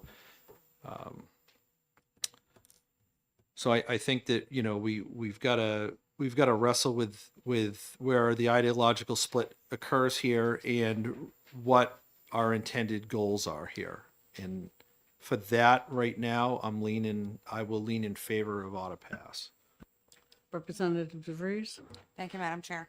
I have a couple of points I'd like to make. Is we pride ourselves here in the Granite State on being the first in the nation, and yet we don't give state employees the day off. So I think that weighs in favor of that argument. If we were to pass this, we're vote ought to pass. I also am a small business owner, and the article here, the language here on line 20, it says all other employers shall, when practicable, allow employees up to 3 hours away from work. I think that is language of encouragement. And I think that's something that we should be supporting. I, as a small business owner, was so compelled by the testimony that happened here today. We're gonna make it a day off for our team.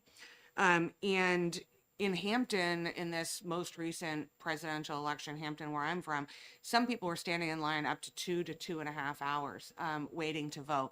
And I think that allowing or encouraging 3 hours for private employers makes a lot of sense, because sometimes the lines are particularly long. So I'm going to be voting in favor of, or I'm going to vote for ought to pass.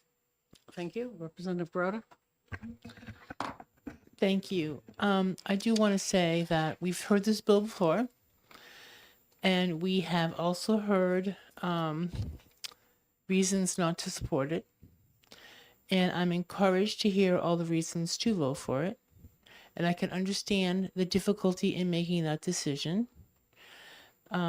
This doesn't mandate anyone to vote. This doesn't mandate anyone to do anything other than think about the day as a voting day. And if that moves the needle, then that's fine, because that's what we're supposed to be doing. Democracy is work. So I'll be supporting the bill, although in the past I had not. I will this time. Representative Leon? Thank you, Madam Chair. I do recognize that our voting records are available and we can find out which way that somebody has voted. However, having an excused absence for voting just really increases the need for somebody to look into somebody's voting history. And I see that as a trouble. I do agree that we shouldn't be mandating things on small businesses or any private businesses. And since this would be a disparity between public employees and private employees, I think that that's a good reason not to do this in the first place. And that is why I will be opposing this. Okay, Representative Howard? I just wanted to say that online we had 83 people in support and 3 in opposition. Thank you. Thank you. Representative Sellers? Thank you, Madam Chair. My last point, first of all, I like the idea of getting the day off. I do. I think that's great, especially for elections, get people to participate. However, there is no fiscal note. And if we are giving employees 3 hours off times 10,000 employees times $25 an hour or thereabouts, we're starting to add up into just for that one day towards $1 million. Yes, thank you. Representative Leon, you have a comment on that? Yes, thank you, Madam Chair. I just wanted to point out to Representative Sellers that 3 hours is for the non-government employees. This likely would be interpreted as a full day off for both the primary, the presidential primary, and election day, and any of these other days that they may or may not be taking off as a holiday. So this has the potential of being a very significant fiscal note. And further, I would state that if we have the day off, perhaps we don't need to have the exemption to the absentee ballots, that if you need to work, you can take an absentee ballot, because if we're guaranteeing the day off, perhaps that exemption wouldn't be needed then. Yes.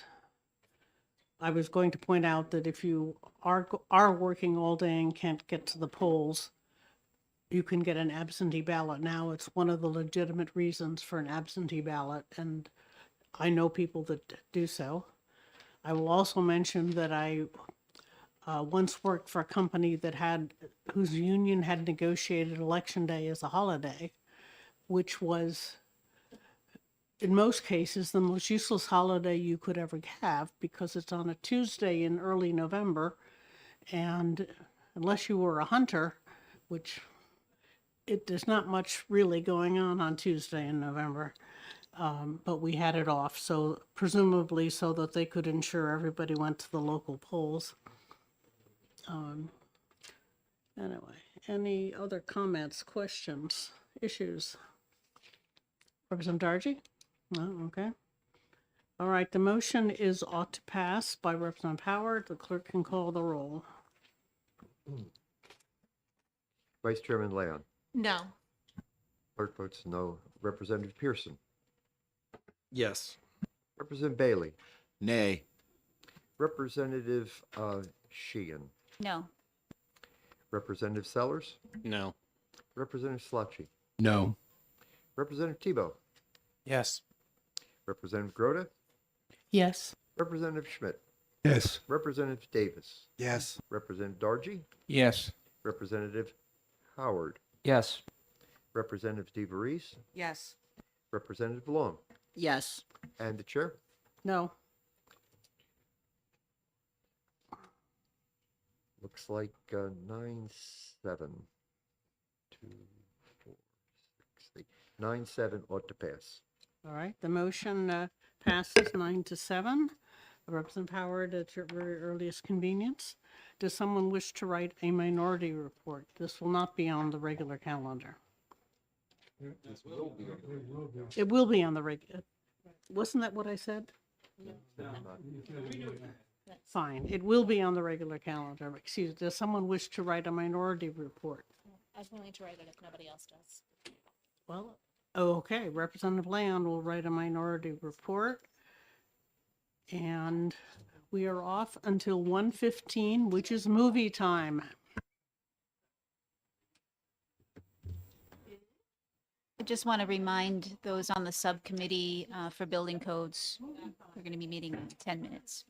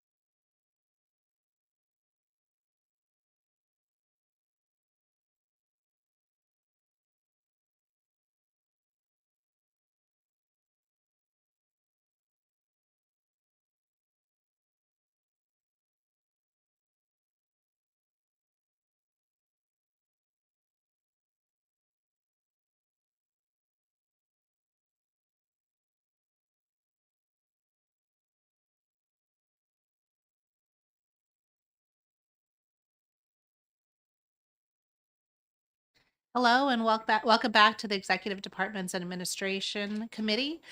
We are going to open the hearing on House Bill 89 by watching the animated film that's the subject of this.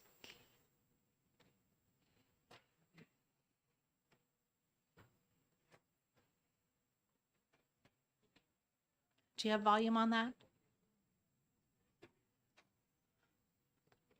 Yes, I hear it now.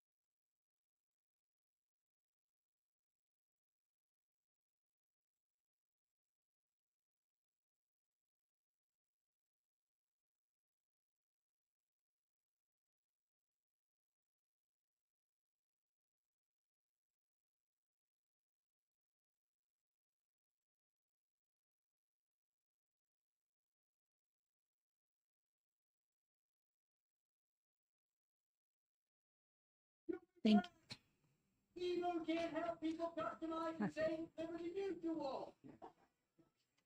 Yeah, thank you. And with that, I'll call the prime sponsor, Representative Joe Alexander. Thank you, Madam Chair, members of Executive Department's administration.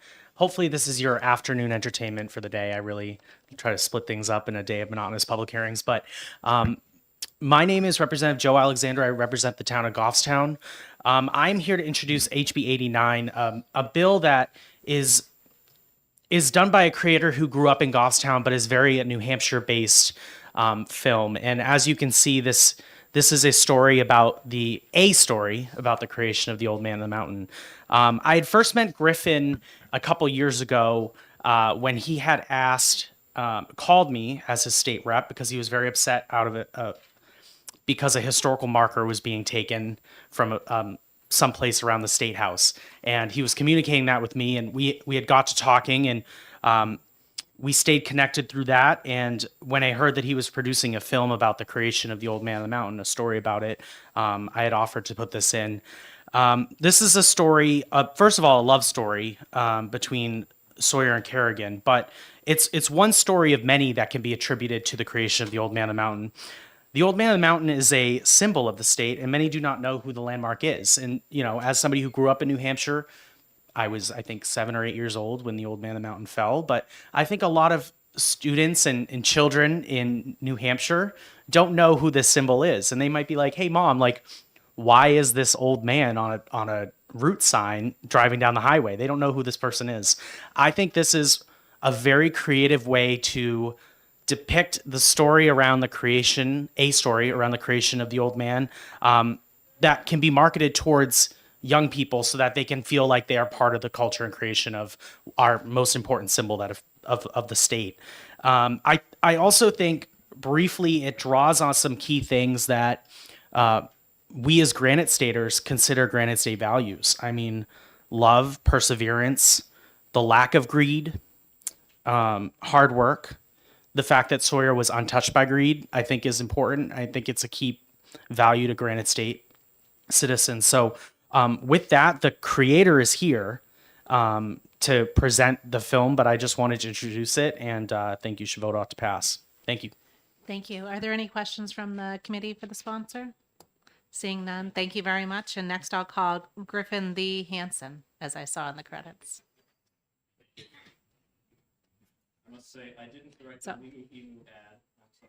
I'm sorry. Yes. So as you sit down, if you can push the button on the thing so the red comes on the microphone. Yes. Thank you. Thank you. Thank you, Madam Chair and honorable members of the committee. I find myself in the unique position to be seated before you today to talk about the merits and the qualities of a film that I directed and I co-wrote. There's only so much that I can say before it sounds boastful. Thus, I sit here today on behalf of the over 30 talented young artists who brought Within the Crystal Hills to life. Artists from a vast array of backgrounds, diverse backgrounds, races, and beliefs from the Granite State and beyond. Artists whose artistry and dedication to unique vision made this film the success and the achievement that we believe it to be. Like many of them, I grew up loving to draw and tell stories. As a student at Maple Avenue Elementary School in Goffstown, I used to draw comics in the panels of my math worksheets, much to my teacher's chagrin, naturally, but I've always been very lucky to know precisely what I wanted to do, make animated stories. And yet there were obstacles. I remember being in high school and meeting with a guidance counselor who I told I wanted to go to art school. And her response was, "Why? You're so smart." To some extent, that exact question is the reason I am here before you. To me, the arts have always been an avenue to explore extraordinary creative opportunities, meet some of the most important people in my life, and express myself in ways words fail to do. For this committee to approve House Bill 89 would not be for them to hand me an accolade for my resume, but a chance for them to show artists in New Hampshire, young and old, that the pursuit of artistic self-expression is nothing to be discouraged from. It can build communities, promote local history and culture, and lead to a more fulfilled being. I'd like to explore one of those points, if I may. In writing this film, my co-writer, Christina Corrales, and I dove into local legends and mythology. from the Abenaki to Nathaniel Hawthorne and immersed ourselves in the research of the Franconia Heritage Museum, the New Hampshire Historical Society, and our National Parks Service. Approval of House Bill 89 sends a clear message that stories woven from New Hampshire's deep tapestry of tradition, history, and culture are valuable. You can find great inspiration for your creativity from the efforts of your local historical societies and libraries. And while our film is a completely original reimagining of The Old Man of the Mountain, the way it pulls from such a wide range of influences to craft a new narrative inspires viewers to come up with their own stories about the iconic profile. This in turn leads to the aforementioned journey into local history and creative expression. Every member of this committee sits here today because at some point in their lives, somebody told them that they can follow their dreams of leadership. Think about it for just a moment. Who told you you can? This film tells artists in New Hampshire they can. They can make meaningful connections through art.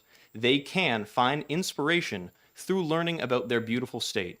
They can be a little boy from Goffstown who can grow up to sit before this committee and ask them to consider a film they made with their friends to represent all that is limitless and inspiring, not just about New Hampshire, but the arts. Thank you. Thank you. Are there questions from the committee?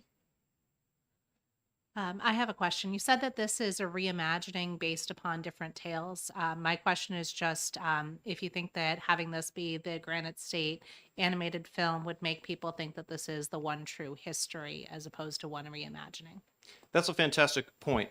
I think that that is definitely one way to look at the situation, but by no regards, or of course by the film that we watched today, does it present itself as the story? Does it present itself as the only story? And Christina, the co-writer, and I are quite open about the fact that we came up with it all ourselves. It's a wholly original narrative. The idea of it, as I mentioned, of course, being that people who would watch this film and know not only our story, but the stories told by generations of storytellers before us will hopefully inspire them to want to become storytellers as well, and be that through film or animation or music or poems or anything of the sort. They'll find a way to express themselves creatively. Thank you. Representative Sellers? Yeah, thank you, Madam Chair. Very good. I can't even do stick figures. Thank you. But in any case, how would you feel if someone came forward a year or 2 or 3 or 5 from now and wanted to have their story out there instead of yours? I mean, so you're the only person we've seen on the story, correct, as far as the animated? I suppose at present, yes. Yeah. So I'm just trying to figure what happens as a committee or as a legislator. 5 people come forward next year and they would like their animated up there. I think that given the fact that the state of New Hampshire has existed for as long as it has, and the medium of animation has existed for as long as it has, and hasn't yet inspired a bill of this sort or a film of this sort, might speak to some degree to the fact that people maybe haven't felt motivated to be able to bring this story or to reimagine this story into animation. And while they are, of course, welcome to do so, and of course, welcome to come to this committee and ask them to reconsider their position on Within the Crystal Hills, the idea of somebody watching the film and then, of course, coming forward to the committee again and asking for a reintroduction of a new idea would, in my mind, not be something that I'd discourage. In fact, it would be something I'd be incredibly encouraged by because, again, it's shown that this story and the fact that the state has chosen to recognize the merits of this story and the artists who've worked on it is a way to represent that this story is something that will make other people want to come up with their own ideas, want to tell their own stories, or as I mentioned to the chairwoman there, anything of the sort. Thank you. Representative Sitek? Did you give any thought to incorporating the Old Woman of the Mountain? Well, I'm aware of her, and of course of a dozen things up there in the Whites. Of course, there's the whatever the mountain is that the resort is named after in Lincoln or wherever it is, and there's the Chicken Farmer Rock in Newbury, or so on and so forth. There's a dozen things of the sort in our state. And again, as I speak to the merits of how hopefully artists will watch this and be inspired to create their own narratives, I spoke to the representative there about perhaps news stories about the Old Man of the Mountain. But that is, of course, not to discount the fact that anything in our state can, I believe, be cause for a great sense of inspiration. I'm sure that every single representative here can think about something in their own hometown that they've heard a dozen stories about told a dozen different ways. And as I've alluded to be able to legitimize the idea of animation being a medium in which these stories can be told so fully and with so much life is in a way to hopefully encourage people to look into their own town histories, their own libraries, and come up with something really cool. There are other questions from the committee? Seeing none, thank you very much, and thank you for bringing your work in today. Thank you for having me. I have cards from both Paul Poulot and Denise Poulot. I didn't know if you wanted to speak together or separately. Okay, then I'll call you both. Whatever you prefer. I just didn't want to separate you if you did not want to be. We're representing two different entities, but Okay. same thread. Juanito Bach, Indelawasin Denise Pulio, Sagmasqua, Widelawasin Paul Pulio, Sagamel Kawasak Band of the Pennacook Abenaki People, Ta New Hampshire Commission on Native American Affairs. Thank you. Hi, hello friends. My name is Denise Pulio. I'm the head female speaker of the Kawasak Band of the Pennacook Abenaki People, and this is Paul Pulio. He is representing the New Hampshire Commission on Native American Affairs. I was chosen to come before you today, and I greetings to all of you committee members. I'm now the commission chair of the Native American Commission on Native American Affairs. Our commission is under the Department of Natural and Cultural Resources. It is also represented by the New Hampshire Arts and Tourism. So when I come here with a heavy heart saying that we're in opposition to 89, it's on the merit of this being in any way constructive for the fact that we're going into our 250th year. And we're looking at a history of our state, and the White Mountains are part of that. We had a meeting on January 13th, and this bill was brought up, and unanimously the commission felt it really didn't uplift the history of the state in the way that we expected. That would be part of the benchmark, part of the threshold that you'd have for an animated film for New Hampshire. You're legislatively putting something in place which really doesn't have a lot of historical content in it. People, always talk about the White Mountains, the Crystal Mountains. This goes way back to the 1500s when earlier explorers were on the ocean and looking at the White Mountains. And what they were seeing was the mica and the granite reflecting the sunlight. And that's how the name, Crystal Mountains. It had nothing to do with diamonds or crystals in the mountain. It had to do with the reflection of the sunlight on the granite. The commission felt that there are so many indigenous stories, some of which have actually been put into short films that talk about the love story and how the old man in the mountain, or as Old Stoneface is one of the other terms we've used, became part of the mountain, and how the mountain fell down in a love reconnection of the past. So the storyline is somewhat similar to the indigenous stories, but the indigenous stories don't talk about iron mining. They don't talk about diamonds in the mountains, which we felt was where this went too far. This is a cute film, but it doesn't really belong as something that's legislatively elevated to the level of state prominence. It's an interesting artwork, and I agree that it's artsy, and everybody loves the narration, but these stories go way back. And what this does, it sets a precedent that you're erasing the other rich stories that have been, documented all through the 1800s and all the way up into the 1900s. There were stories about the White Mountains, and then lo and behold, when the mountain fell down, a whole series of narratives came back from the Native American communities talking about how that's reuniting loved ones. So this has been going on for a while. In fact, the Alpinist magazine actually had an article on the same narrative that was done in 2002. So this is nothing It's not a lack of some resources out there. It's just the commission didn't feel this should have been elevated to the point of being a state film.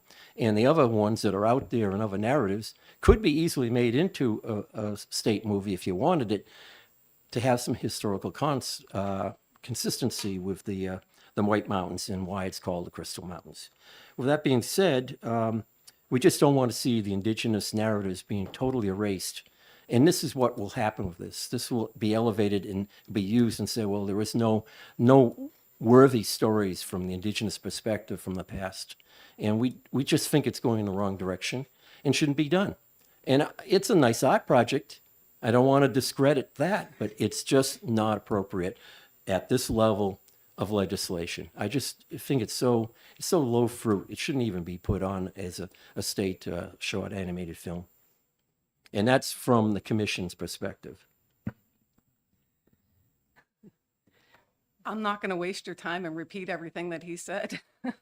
So, but with that being said, as a tribe, we do agree that the indigenous perspective of the foundation of the Old Man and the Mountain and of the White Mountains is an important story to convey into the future. And with that, I will say no more. Thank you. Are there questions from the committee? Representative Sellers? Yeah, thank you, Madam Chair. So you're not opposed to having a state short film. You just want it to be more inclusive of the entire history from basically from when we settled or before we settled to today. That's correct. It's all about, we're going for the time period. 250th is coming up. We're looking at all of our history. We're looking at all this old stories. And there was so much rich stuff written about the White Mountains in the 1800s. And this is not one of those stories. And we wish that it's just bad timing. There could have been somebody out there that developed a very cute story, which we already have out there. It's actually on YouTube. There is a short animated story just like this that talks about it from the indigenous perspective. And it all ties in because it does make sense how the stone face came on the mountain. This one kind of alludes to he was trapped and died in there, but the other narrative was a warrior stayed on the top of Cannon Mountain waiting for his loved one to return, all for a winter, and the Old Man Winter just destroyed him and made him part of the mountain. So it's a more acceptable narrative because it had some kind of connection way back in the past. And when it fell, the narrative was that he was reunited with his loved one who died just about the same time that he did. So it made more sense that if there was ever going to be one, it had to do with how the stone face got created in the first place, not the other way around. So if that makes sense. Thank you. Representative Bailey? Would it help if it was, this is a bill to make it the state film. Would it help if it was a state film, allowing for others to come along? I think if you were going to make it one of many state films, then that a bill should be passed with all those state films together. Right now, if you pass this bill as it's written, it's going to erase the indigenous narrative. And we can come back a year from now because INHCC, which is Indigenous New Hampshire Collaborative Collective, we have funding. We can create an animated film for you within 6 months and have it in front of this in order for the 250th. But we want something that's historically accurate, that pertains to the state, and that has longevity to the foundation of New Hampshire. And this story, as you already heard, was recently created, and it doesn't have the history that we would be hoping for within a state film. Thank you. I think it also gives a disservice saying diamonds in Cannon Mountain or anywhere in the White Mountains. I don't know if that's going to spur on anybody to think that way, but it's a bad construct. It had to do with micra. It had nothing to do with diamonds or crystals. There are other questions from the committee? Seeing none, thank you very much for bringing your perspective. I appreciate it. Thank you. Thank you very much.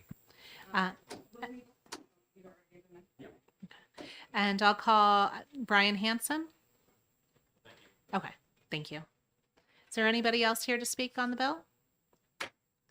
With that, I will close the hearing on House Bill 89. And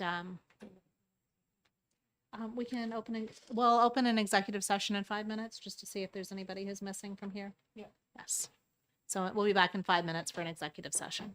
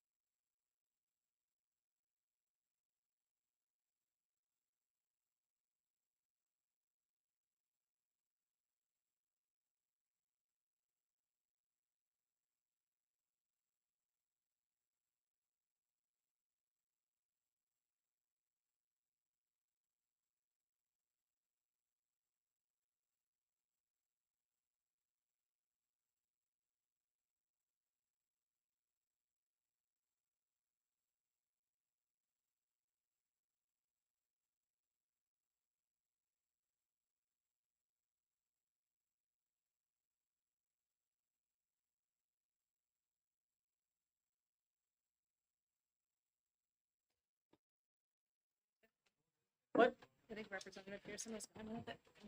Okay. Looks like we're all here, yes. Except Representative Davis, he had a bill somewhere else. What's that? Yes, yes. Um, Does, do you have a motion or does someone have a motion? Yes, Madam Chair. I would make an motion of an expedient to legislate on House Bill 89. Second.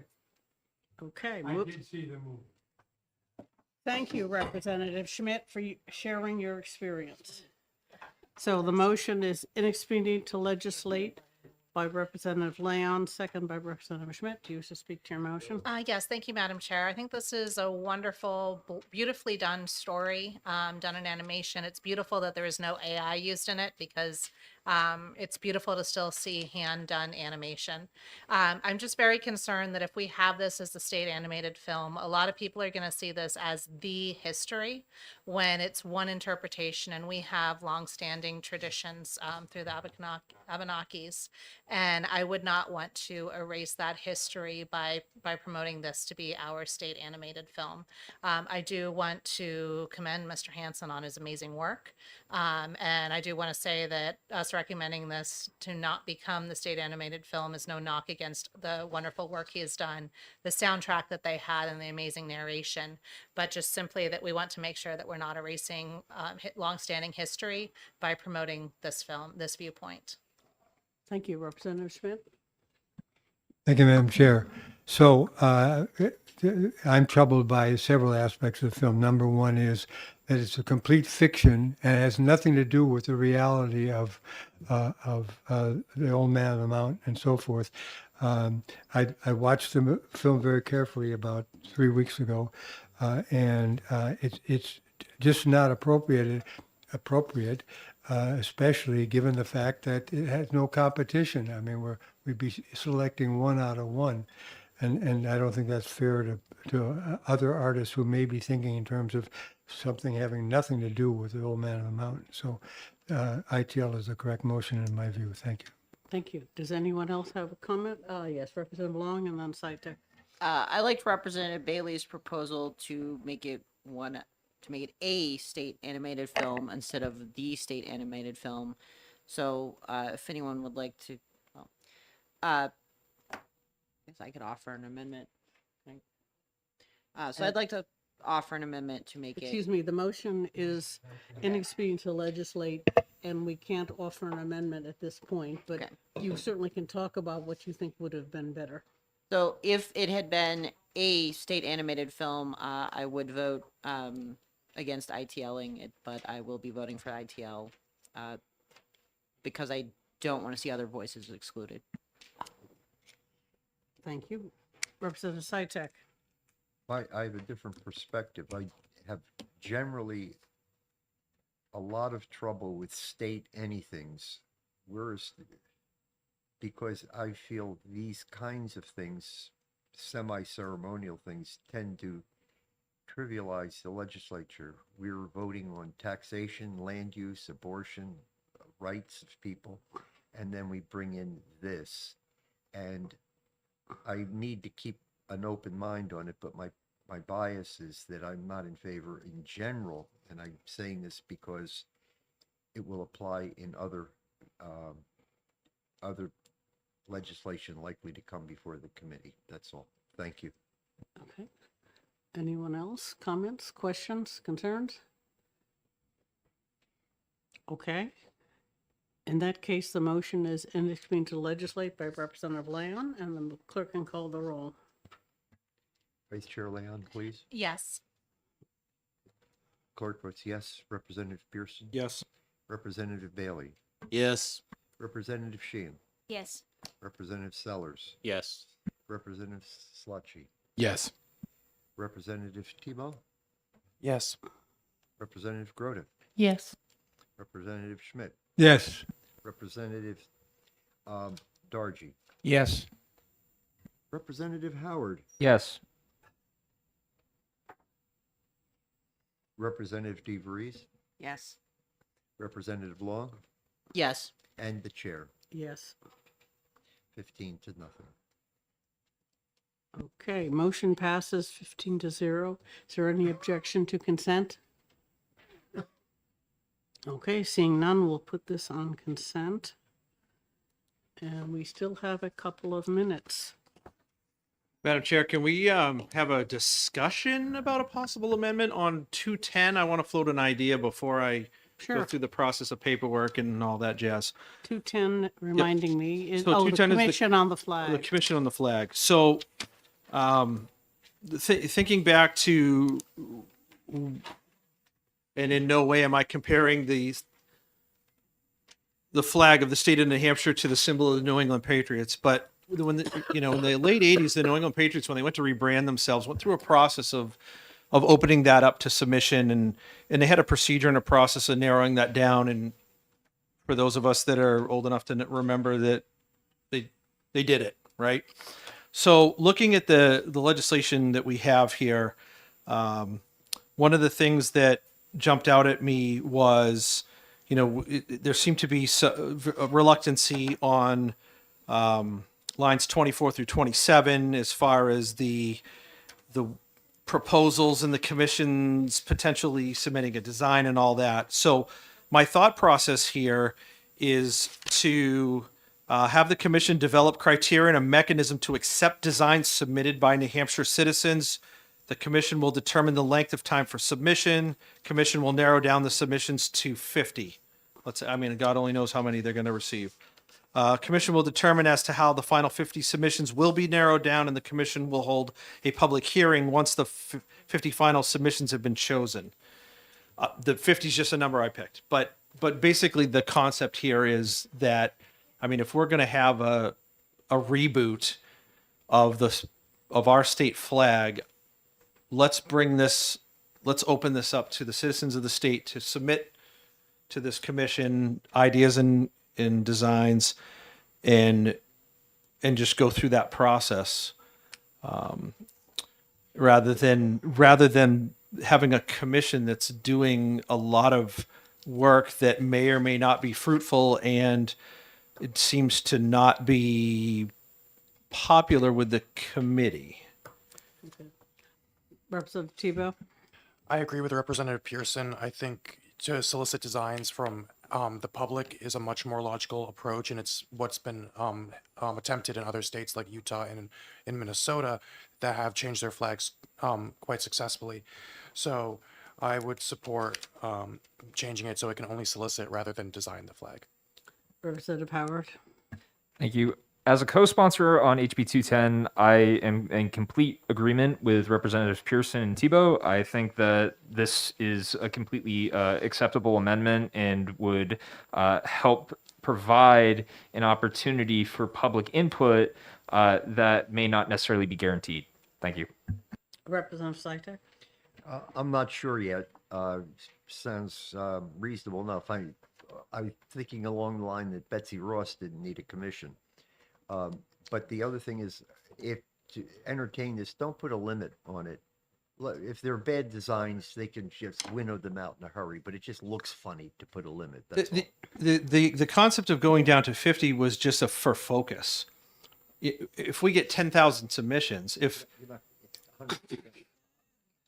the only thing is with Representative Saitek is that we always run the risk, and thinking back to some of the other events that we've done here, is if the elementary schools jump on this, we will have thousands of submissions. So You're losing my vote, you know. okay, but I got to lay it out in the reality of what could potentially come of this. All right. I'd like to comment that when we considered the flag change last year, there were some people who just didn't like the particular design we were voting on, but there was a very large group within the House and within the committee that was not convinced that there was any need to change the flag at all. There may be vexillological reasons that it's not perfect or even ideal, but on the other hand, it's been our flag for better than 300 years, so, sorry, no, 200, better than 200 years. So your submission will be the current state flag? I'm not going to bother. I don't think it's worth our time to change something that has served us perfectly well, regardless of some individuals carping about how it's not as good as it ought to be. Well, there's a whole lot of other things we have that are not as good as they ought to be, but they work. And I'm personally not willing to invest my time and energy in fixing them. And I think there is a fair number of representatives who feel the same. So I'm just warning you that if you bring an amendment, it's going to be met with rousing indifference by a lot of people. And that's why we're having this discussion right now. Okay, well, it's your work, your choice. Representative Brody? Yes, Chair McGuire. Maybe we might take a straw vote. Could we take a straw vote? We have half a minute, so yes. What do you want to vote on? Whether or not we want to pass the bill Okay, as is. or amended, either way, Yeah, either way. either way. Those in favor, raise your hand. In favor of what? Passing a bill In some form? in some form. Sure. 2, 3, 4, 5, 6. Those opposed? 1, 2, 3, 4, 5, 6. And then there's a couple of other. And there's a couple of other people who don't care enough to even vote. So I would say it's at your own risk. Sure, Representative okay. Pearson. And I will get us out of executive session, open the hearing on House Bill 176, and invite up Representative Wheeler. Oh, Representative Dunn, are you presenting? Give us a pink card when you're done. Thank you.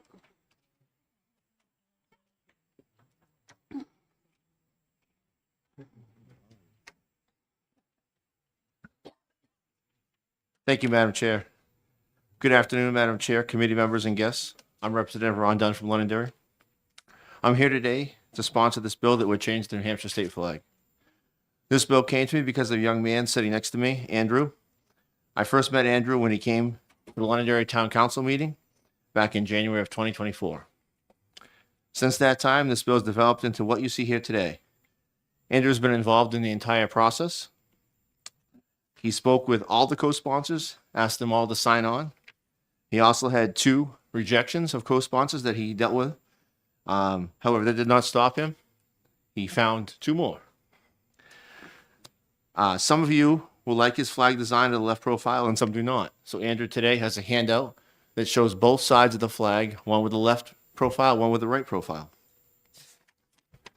Andrew's brought photos with him, and he's going to explain the difference in his preference and why he chose a certain profile. My committee today is an executive session at 2 o'clock, so I've got to run across the hall. I have total faith in Andrew here, that he will answer any of your questions that you have, and I thank you for your time today.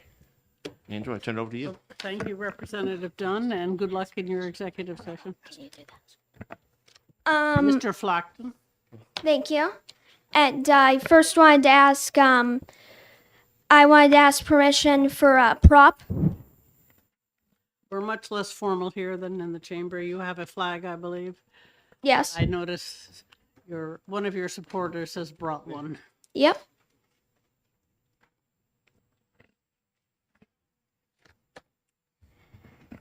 Good morning, Madam Chair and members of the committee. I am Andrew Flockton of Milford. I am 13. I am testifying in support of House Bill 176, submitted for me by Representative Dunn, proposing my design for the state flag of New Hampshire. I served as New Hampshire's 2024 governor for a day, and I am a member of the North American Vexillological Association, which studies flags. The people of New Hampshire helped me decide what to put on this flag. This speech will tell you why I think the current state flag should be changed and why these symbols are on my flag. Firstly, the current state flag of New Hampshire basically consists of the state seal on a blue background, commonly called a seal on a bedsheet. The New Hampshire flag is one of 27 that use their state seal or coat of arms on their flag, and one of 24 flags with a blue background. Second, The state flag is disliked by both vexillologists and New Hampshire citizens, as well as being historically inaccurate. In the 2001 state and provincial flag survey by the North American Vexillological Association, New Hampshire ranked 41st, or in other words, the 10th worst flag in the survey. A quiz taken over 400,000 times ranked the New Hampshire flag as America's second most forgettable state flag. California's flag ranked as America's most memorable state flag. It is easily recognizable. Like California's flag is easily recognizable, this unique design will be a substantial improvement. In 1909, when our state flag was adopted, there were, at the same time, at least 2 bills, both to put the Old Man of the Mountain on the state flag. People have wanted the Old Man on the state flag from the very beginning. Thirdly, the Old Man of the Mountain is a distinct symbol to both New Hampshireites and people nationwide. The Old Man of the Mountain is synonymous with New Hampshire. It is on the state emblem, license plates, state route signs, and the New Hampshire State Quarter. In 1850, the famous Nathaniel Hawthorne, who wrote books like The Scarlet Letter, wrote a story called The Great Stone Face about the Old Man of the Mountain. Our motto, Live Free or Die, which was famously written by General John Stark in 1809, is also a synonymous symbol, also featured on the state emblem and license plates. There are also 9 stars representing New Hampshire being the 9th state admitted to the Union. So for well over 175 years, the people of New Hampshire have held the Old Man of the Mountain and Live Free or Die close to their hearts. I have spoken with flag experts and shown them my design. They seem to like the Old Man of the Mountain and Live Free or Die, a simple design with few colors and no state seal. The vexillologists would like a simple flag. Although none of these vexillologists are from New Hampshire, they were swayed after I educated them on the symbolism of the Old Man and Live Free or Die. The people of New Hampshire that I've talked to like the flag that incorporates the Old Man and Live Free or Die. I've talked to lots of people in New Hampshire, and the people that I've talked to and have signed my petition want this flag design. I have talked to people that are not from New Hampshire, and even they identify Live Free or Die and Old Man of the Mountain. The people of New Hampshire are very proud of both Live Free or Die and the Old Man. Furthermore, 2 states have recently changed their seal on a bedsheet flags, Utah and Minnesota. I think that the design I'm proposing would be a unique symbol of New Hampshire. I think it brings people together in these times of dispute. You may wonder how many people visit the beautiful White Mountains, in which the Old Man was nestled. Well, according to the Forest Service, the White Mountains receives upwards of 6 million visitors annually. There is a field of white on my flag to represent the White Mountains. A large majority of these visitors understand the symbolism that the Old Man represents for New Hampshire. And as far as Live Free or Die, General Stark wrote this as a toast to the Battle of Bennington, a battle which helped America on its quest for independence. The full quote is actually Live Free or Die. Death is not the greatest of evils. New Hampshire is a state that fought to secure the freedoms we all enjoy today. This flag would give the Old Man representation on flagpoles across the state, and putting Live Free or Die on the flag serves as a commemoration to our state's history and the freedoms we all enjoy today. Joining them together on my flag is what the people want. I have the support of former Governor Alderman Will Stewart and former Republican nominee for Congress, Lily Tang Williams. HB 176 was also showcased by Citizens Count on their podcast, $100 plus mileage, and it is also being used as a lesson in civics by a New Hampshire homeschooling association. Some people like my design as it is, but I'm told some people have support for my flag with the silhouette as it appears on license plates. I just want to bring it to everyone's attention that by darkening the silhouette on the back side of the flag, the same as the front side of the flag, each side of the flag will show the Old Man as it was in real life. From one perspective, you see it this way, and from another perspective, You see it that way, which is exactly what 6 million people a year would have seen as they travel north and south on I-93. That is why I argue that if New Hampshire's flag is changed, it needs to be a better and more effective flag to represent New Hampshire. Everyone, what do you think of when you think of New Hampshire? What I think about is the Old Man and Live Free or Die, both great symbols of the great granite state. I thank the chair and committee members for their time. Thank you. No applause, please. Are there any questions? Madam Chair, I would just like to point out that a 13-year-old was able to pull off a word that the adults in this room could not actually say. So I commend you, sir, for your ability to say the V word, vexa whatever, vexa. I can't even say it. Vexillology. Thank you. That is impressive. Any questions? Apparently not. Thank you for your testimony. Representative Wheeler?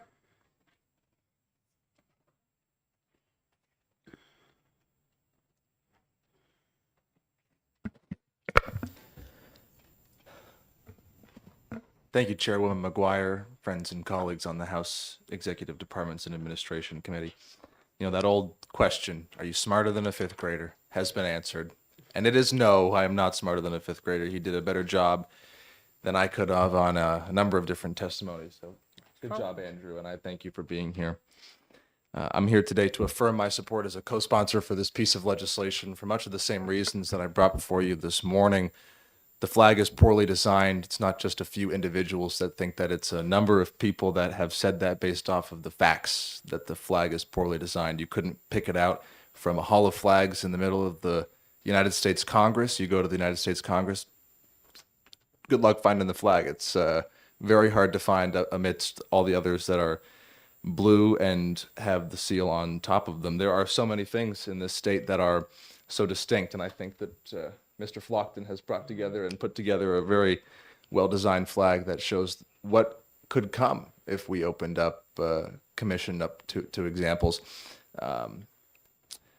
All you have to do here today is vote. No one's asking you to serve on a commission or take your time to serve on a commission, and I think it's a little flippant to say otherwise. So I would hope that this work could be done by the committee, meaning vote to approve either this or the other commission bill, so that the representatives who want to serve on the commission and who have pledged that they would spend their time to serve on this commission could do the work that you said that you didn't want to do.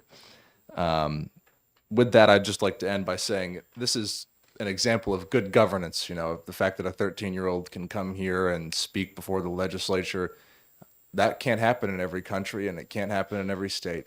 And it's the beauty of New Hampshire where we can have a young guy with an idea, bring that idea to his representatives and have them bring it forward to the committee. And I think it's just a great affirmation of the open process that we have here in New Hampshire and the civic engagement that our citizens have even at the age of 13. If some representative at 13, if, you know, Jonah Wheeler, the nerd that I was, if some representative at 13 years old said to me, oh, you know, you should come to the legislature and get involved. I was going to say I might be here a little earlier, but I was here as early as I could. But I would definitely have been involved from that age on. I would have felt that the government was listening to me. And so I think it's just thank you for being so respectful to Mr. Flockton and to have him come here today. And congratulations to Representative Dunn for being a good representative that listens to his constituents. So thank you, Madam Chair. I would hope that you vote to approve this legislation and the other one, the commission, because there are representatives that are willing to do the work that you said that you weren't and are willing to do that commission to get it done. So thank you very much for those of you that were respectful and looked diligently at Mr. Flockton as he testified, because it takes a lot for a 13-year-old to come here and testify, and it means a lot for him to have adults with the stature that you have look at him in the eye with respect and listen to him while he testified here today. So thank you so much, Madam Chairman. Actually, I would have to thank you and and Representative Dunn and Mr. Flockton, because I had, I believe, 5 fourth grade classes come visiting the State House this fall. And I told all of them about this bill, and invited them to read it and testify, because I felt that your average fourth grade class would be able to give a reasonable comment on this bill. It's much easier than talking about pensions, for example. That's right. Yeah. Come to the pension subcommittee, you know. No, their eyes glazed over before Yes, I finished exactly. the word. Thank you very much, Madam Chair, members of the House ED&A Committee. Other, no, doesn't look like any questions. Linda Kelly?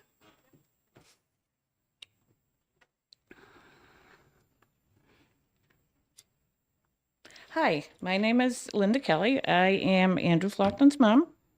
I'm speaking in support of HB 176 to change the state flag. Andrew's decision to try to change the state flag and its subsequent designs are the result of extensive research as well as getting people's opinions. He is a vexillologist and member of NAVA, and has also followed the processes of changing the Minnesota and Utah state flags. He's truly driven in his efforts and personally inspiring. I agree that New Hampshire definitely needs to replace the current state flag and replace it with something that truly represents our uniqueness. What better way than with 2 instantly recognizable New Hampshire symbols? And also to add, one of the only real issues seems to be ambivalence, but a good flag could also bring in tourist money. I thank Madam Chairwoman and the committee for their time and consideration of Andrew's bill. Thank you. Are there any questions? I don't see any, so very good. Thank you. Is there anyone else who wishes to testify on House Bill 176? All right, seeing none, I will close the public hearing. And it's 2:20. Good God. All right. 2:45 it is. We have some time before the next hearing, so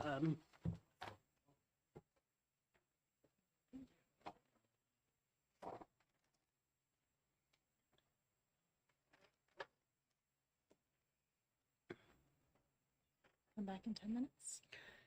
yes, we'll take a short break for 10 minutes to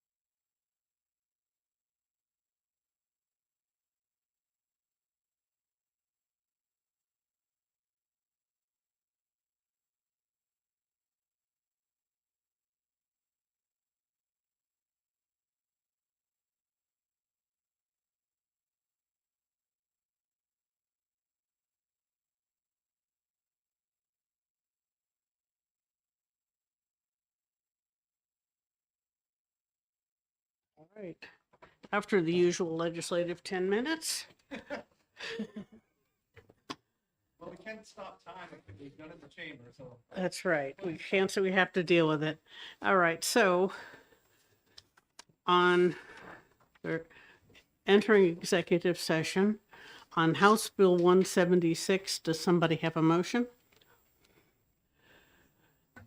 In that case, I will move an expedient to legislate. I'll second. All right. And my comment is not to say that we don't like this flag design, but that we are not, or at least I am not convinced we need to make a change. We have a commission that will be setting up the process to make a change if it is necessary. And this design can certainly be considered by that commission. It's a valid submission. It meets the requirements.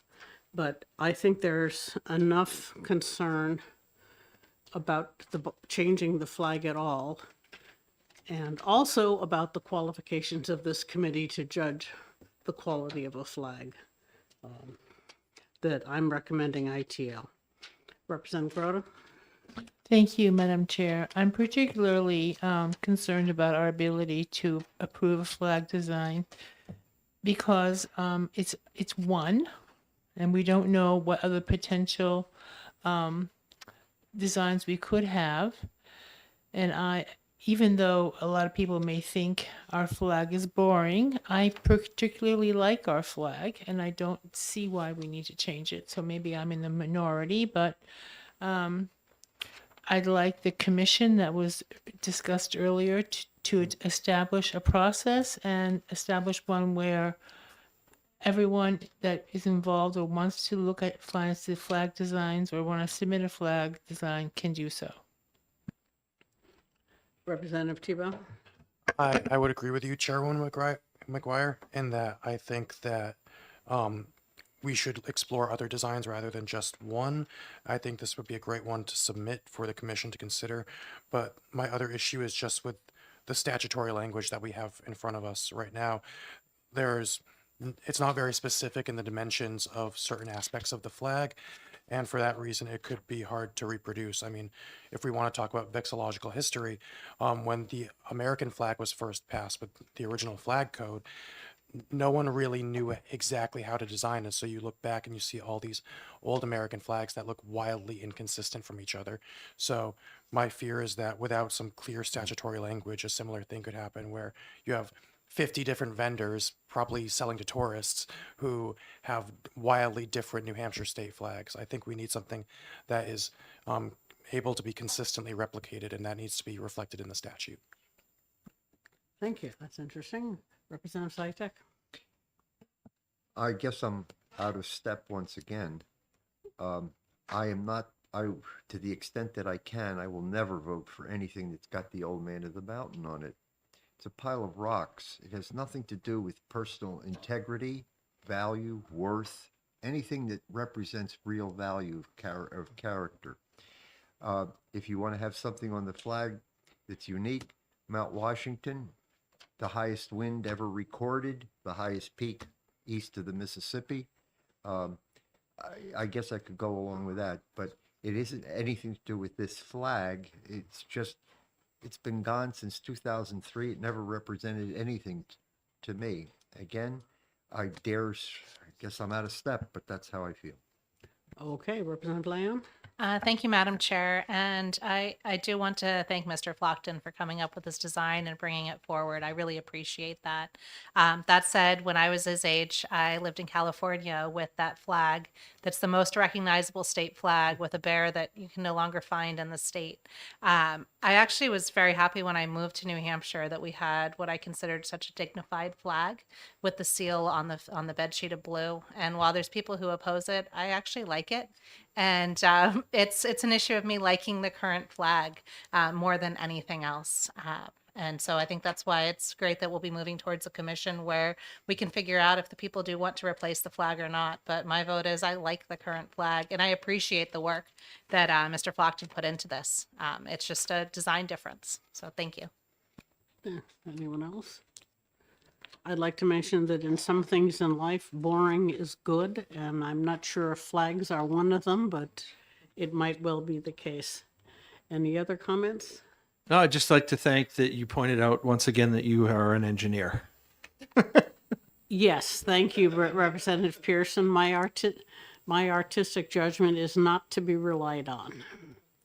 And that's another good reason to not vote for this in this committee, because as we found out today, it's just chock full of engineers, and our artistic design judgment is suspect, to say the least. Anyone else? All right, seeing none, the motion is inexpedient to legislate on House Bill 176, and the clerk can call the roll. Vice Chair Leon, Yes. clerk votes yes. Representative Pearson, Looking forward to seeing it in the commission. Yes. Representative Bailey, No. Representative Sheehan, No. Representative Sellers, Yes. Representative Slotchie, Yes. Representative Tebow, Yes. Representative Grota, Yes. Representative Dargy, Yes. Representative Howard, Yes. Representative DeVries, Yes. Representative Long, Yes. the chair. Yes. Okay. See, what do we have here? 16, 14, 12 to 2. 12 2. Okay. The motion passes 12 to 2. Is there any objection to consent? Okay, seeing none, we'll put this on consent. And we will deal with the other issue of the flag after we get Representative Pearson's amendment. Mr. Howard is going to be handling the paperwork on that as a co-sponsor. It's better Oh, optics. that would be, the optics would be better. Yes, thank you, Representative Howard. We have 5 minutes. All right. While we are in executive session, I have an amendment to House Bill 598, which is a study committee to look at the data gathered by the state. Based on comments from the committee, I've amended it to call for 4 members of the House rather than 3, at least 1 being a member of the minority, and 1 member of the Senate. And then to add to the duties of the committee to protect personal identifiable information, because there's a lot of that in the state government. So I'm moving Amendment 0310H to House Bill 598. Second. Okay. And as I was saying in the introduction, this fixes some of the concerns we had with the basic bill, and but it still includes the chart that a committee to actually look at the data, because we have a very great deal of data that in many cases we find is not totally accessible to other departments or to the public, and it ought to be. So, Representative Leon? Thank you, Madam Chair. I think that this is very, very important to look at this data. I think that being able to have it in a consistent, consistent format will be good. And previously serving on the Health and Human Services Committee, we dealt with some of the data needs and some of the data information, and making sure that we're prioritizing protecting personally identifiable information is consistent with what's been done through other parts of the state with IT and data. And I think that it's a very good move. And so I support this amendment in the bill. Okay. Any Representative Rhoda? Thank you. I was the one who brought up the objection to the first amendment, so I appreciate having my concerns addressed in the amendment. I'll be supporting it. However, I do want to say that it says with at least one member of the minority party. I would have felt more comfortable with two. It says I at know. least one. At least one, so you could technically put one. But I'll take the amendment, and I appreciate the personal data also considered. So I'll support the amendment. I thank the chair for bringing forth the amendment. Thank you. Yes, I didn't want to say two, mostly because I wanted to make sure that the members knew something about data and how to use it. And I don't know who is there. I know there are members of both parties. So if we can get, I mean, if it turns out we get 3 qualified Democrats that want to serve on this commission, I'm not going to argue with it. I don't think this should be a partisan issue at all. Representative Pearson? I got a question in reference to the expiration date of this committee. Help me out if I missed it? Because we have a report requirement. Yes. There's a preliminary report this November, a final one next November. This is not a statute. This is in chapter law. And I have been assured that once the final report is in, this committee will go away. Okay. Much as I hate chapter law, that is in fact a convenience in this case. Anyone else? All right, in that case, the motion is to adopt Amendment 0310H to House Bill 598, and the clerk can call the roll. Vice Chair Leon, Yes. clerk votes yes. Representative Pearson, Yes. Representative Bailey, Aye. Representative Sheehan, Yes. Representative Sellers. Yes. Representative Slutchy, Yes. Representative Tebow, Yes. Representative Groda, Sorry, yes. Representative Dargy, Yes. Representative Howard, Yes. Representative Reese, Yes. Representative Long, Yes. and the chair. Yes. Well, looks like 14-0. Okay. In that case, I'll move ought to pass with amendments on House Bill 598. Second. And nothing left to say? Representative Groda?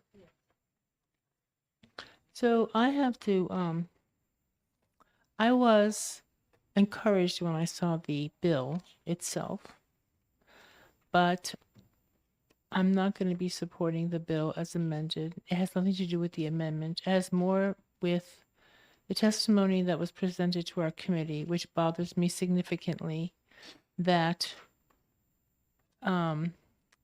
the sponsor's testimony was strictly discussing DCYF. And although it says all branches of government, and I have all confidence that it could be all branches of government, I still have this concern that it will not be. So therefore, that's my reason for not supporting the bill. And I apologize, and I feel very badly about it, but I can't do it. Sorry. Okay, Representative Leon? Thank you, Madam Chair, and thank you for expressing that, Representative Groda. Given the town where the prime sponsor represents, and given some of the turmoil that happened during the special committee that I chaired with DCYF and somebody else from his town, I understand why concerns over data with DCYF would be front of mind for him. However, I don't believe that this bill deals with is intended to specifically deal with DCYF.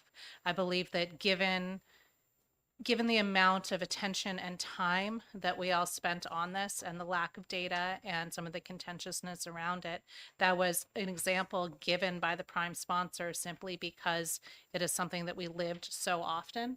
And it is a good example of how clearer data can help us come to better legislative priorities. But I do not believe that this is at all targeted to DCYF or any division, because this is a matter of making sure that we have transparency in that information, which we have, so that we can make good choices.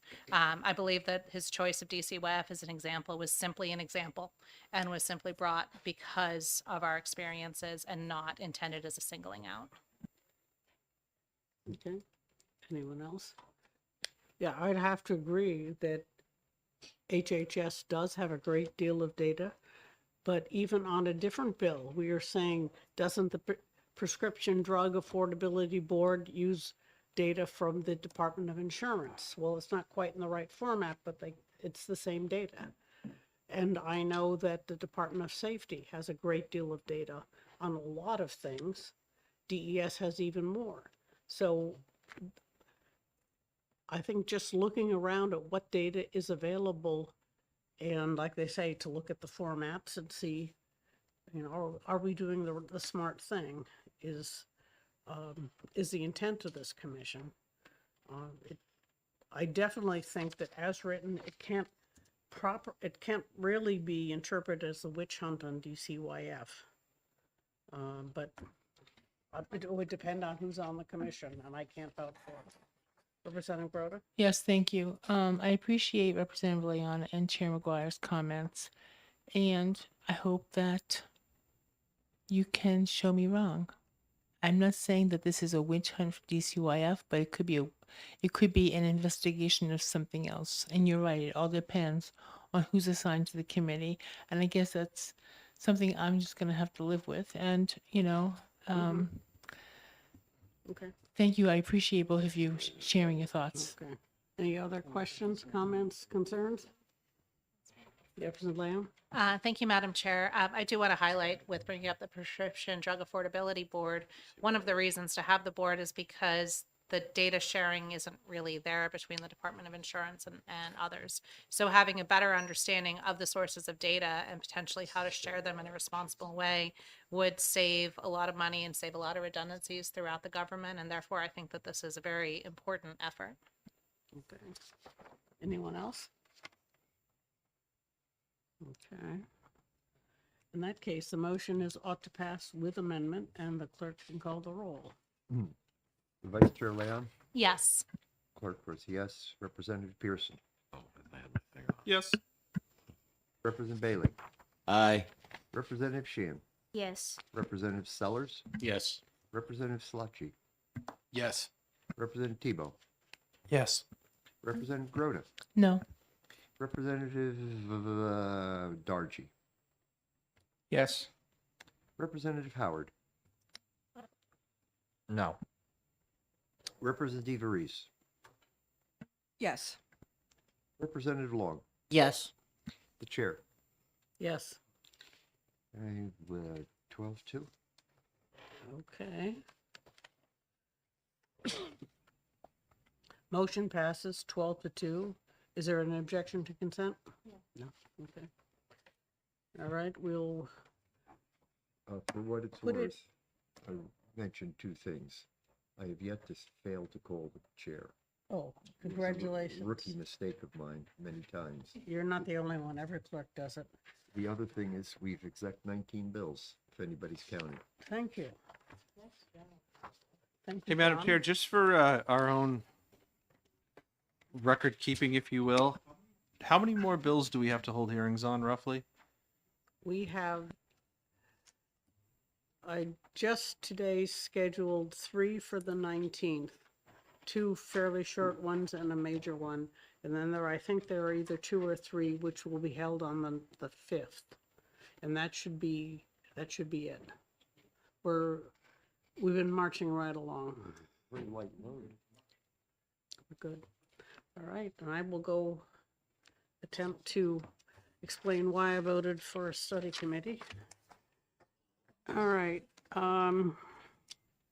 Representative Tebow, I'll open the public hearing on House Bill 252 and call Representative Tebow.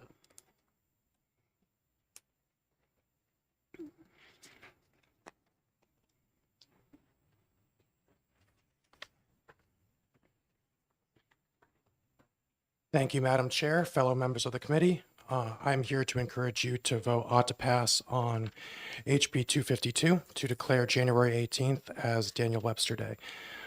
We've had a lot of talk about patriotism and state symbols today, and I think that Daniel Webster is a very important symbol of the state of New Hampshire, not just within the state, but as we represent ourselves outside of the state. But first, I would like to talk about what this bill is not, because I've read a lot of, or some of the opposition comments on the online forum, and some people seem to think that this is a day off for workers. It is not. This is a state commemoration, simply remembering the history of Daniel Webster as an important figure in New Hampshire history. And the reason I brought this forward is because I've spoken to a lot of school administrators and teachers who look for more ways to engage students with New Hampshire history. And they find that these sorts of state commemorations, like what would be Daniel Webster Day, like John Stark Day, like Constitution Day, these are ways to provide excuses to take some time and talk about the significance of New Hampshire history. And the reason I brought forward Daniel Webster Day is because we have a day for General John Stark, who is significant in his contributions to the Revolutionary War. Well, Webster is just as significant to the post-war period as America tries to define itself on the world stage, particularly leading up to the Civil War and the antebellum period. But I don't really want to focus on his oration because that's something I would hope a lot of people are aware of. I kind of want to focus on something that people might not know, and that's sort of his upbringing. His life story is the embodiment of the American dream. He was born in Salisbury, now Franklin, and he was expected not to survive. He was a very sickly baby, born to poor farming parents on what was then the frontier. And despite the odds, he survived. And while he couldn't work on the farm like his brothers and sisters, he did become an avid reader. He memorized large chunks of the Bible to the point where when they had competitions to see who could read the most of the Bible, his teachers actually had to tell him to stop because he just kept going and going. He memorized the Constitution as a young boy. There's a portrait of him doing so in the New Hampshire Senate. And he's really an embodiment of what it means to be well-read and well-educated as a child, especially in the ways of civics. And he later became one of the staunchest defenders of the Constitution in the United States Senate. He also went to Dartmouth at age 15, despite his parents' meager finances. They sacrificed everything they could to make sure that he got the education that he needed and deserved. And he ended up being incredibly successful despite all of the challenges that laid in his way. And in addition to that, his influence is still felt into the modern day. He started the United States Senate Page Program when he was in the Senate representing the state of Massachusetts. And to this day, pages know about him, they love him. And even though I wasn't not a page myself, so many of them came to me and said how meaningful this is to them. They live in a building called Webster Hall, in fact, and they have a little shrine in their building to Daniel Webster because this program has really changed their lives. It gives them an opportunity to work on the Senate floor, to learn about our government in a wholly unique way. And I think that's a really powerful legacy of New Hampshire outside of our state. And I understand that there may be concerns about creating new state observances because they won't be recognized, people won't know about them, but I think this will be different. I've talked to administrators, both within my district and without, and as well as teachers, and they really want things like this so they can have opportunities to teach their kids about what makes New Hampshire exceptional. And so this provides them that opportunity. In addition to this, I also included the provision to have the second reply to Haynes speech, which is considered one of the greatest pieces of oration in American history to be read each year. It's optional. It's just enabling legislation. Just so it's very similar to how other bodies, including Congress, would read the Constitution or the Declaration on the respective anniversaries of those documents. Just we don't do that because we're not in session for those anniversaries. So, in addition to this, the mayor of Franklin, as well as representatives of Dartmouth College and historical societies, have reached out to me and expressed their support for this legislation because they really want to see Webster celebrated and remembered in a way like this. And looking back at the historical records, there are many instances of celebrations of Webster's both birthday and anniversary of his graduation from Dartmouth throughout the state, from Franklin and Salisbury to Hanover to at the state level. So this is not something that's without precedent. It just puts it into state statute and allows for it to be more publicly aware for schools to be able to work on.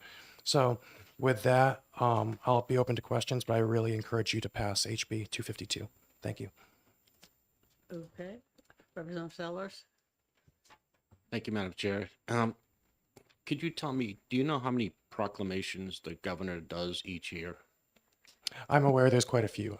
This will be, this is DD, and there have been some that are repealed as well. So there are quite a few, but this would be one that isn't so much about the proclamation and more about giving an opportunity for New Hampshire history to be taught in the schools. Other questions? Representative Lamb? Thank you, Madam Chair. Would this require this to be taught in the schools? No, there's no requirement here. It just provides the opportunity. It gives them a day to just discuss it and hopefully promote it. No, the only person who is mandated by it is the governor, or actually his staff. Any other questions? All right, thank you very much. Thank you guys very much. Is there anyone else who wishes to testify on House Bill 252? All right, seeing none, I will close the public hearing.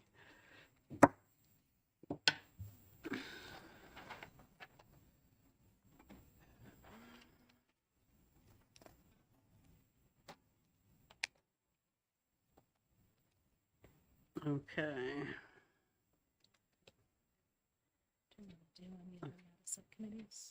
Yes, all right. Let's go into executive session and deal with some of the bills that have been coming out of the subcommittees. Representative Leon, you have one? Yes, Madam Chair. House Bill 637 was in the pension subcommittee last week, and it was recommended ITL 3-2, and so I would move and expedient to legislate on House Bill 637. 637. All right, thank you. Would you remind us of the titles for those of us whose memories are incorrect? Yes, it is relative to the reduction in the calculation of state retirement annuities at age 65 for certain Group 1 retirement system members. That's the one where it was brought to us as an oversight from introduced as oversight from previous legislation. Okay, is there a second? Sorry, who said Sellers. Thank you. All right, you were saying? Yes, we discussed this in our Sellers. We discussed this in our subcommittee, and we looked at the legislative history of this bill, of the bill that this seeks to correct. In the Senate, they heard a bill in order to match up the change in retirement payments with the actual full Social Security retirement age as opposed to 65, which had been in the statutes. When it was introduced in January 18th of 2023 in the Senate, it was highlighted at that point that it would not include anybody who retired prior to the bill being enacted. At that point, Senate ED&A chose not to amend the bill to extend this to people who retired before the effective date.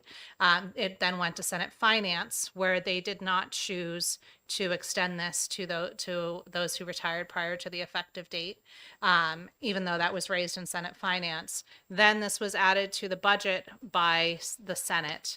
And at that point, they also did not choose to include those people who retired prior to the enactment of the budget. It was not an oversight. It was a conscious choice by the Senate not to include them on this bill that had, on the original bill, which had a pretty significant fiscal note.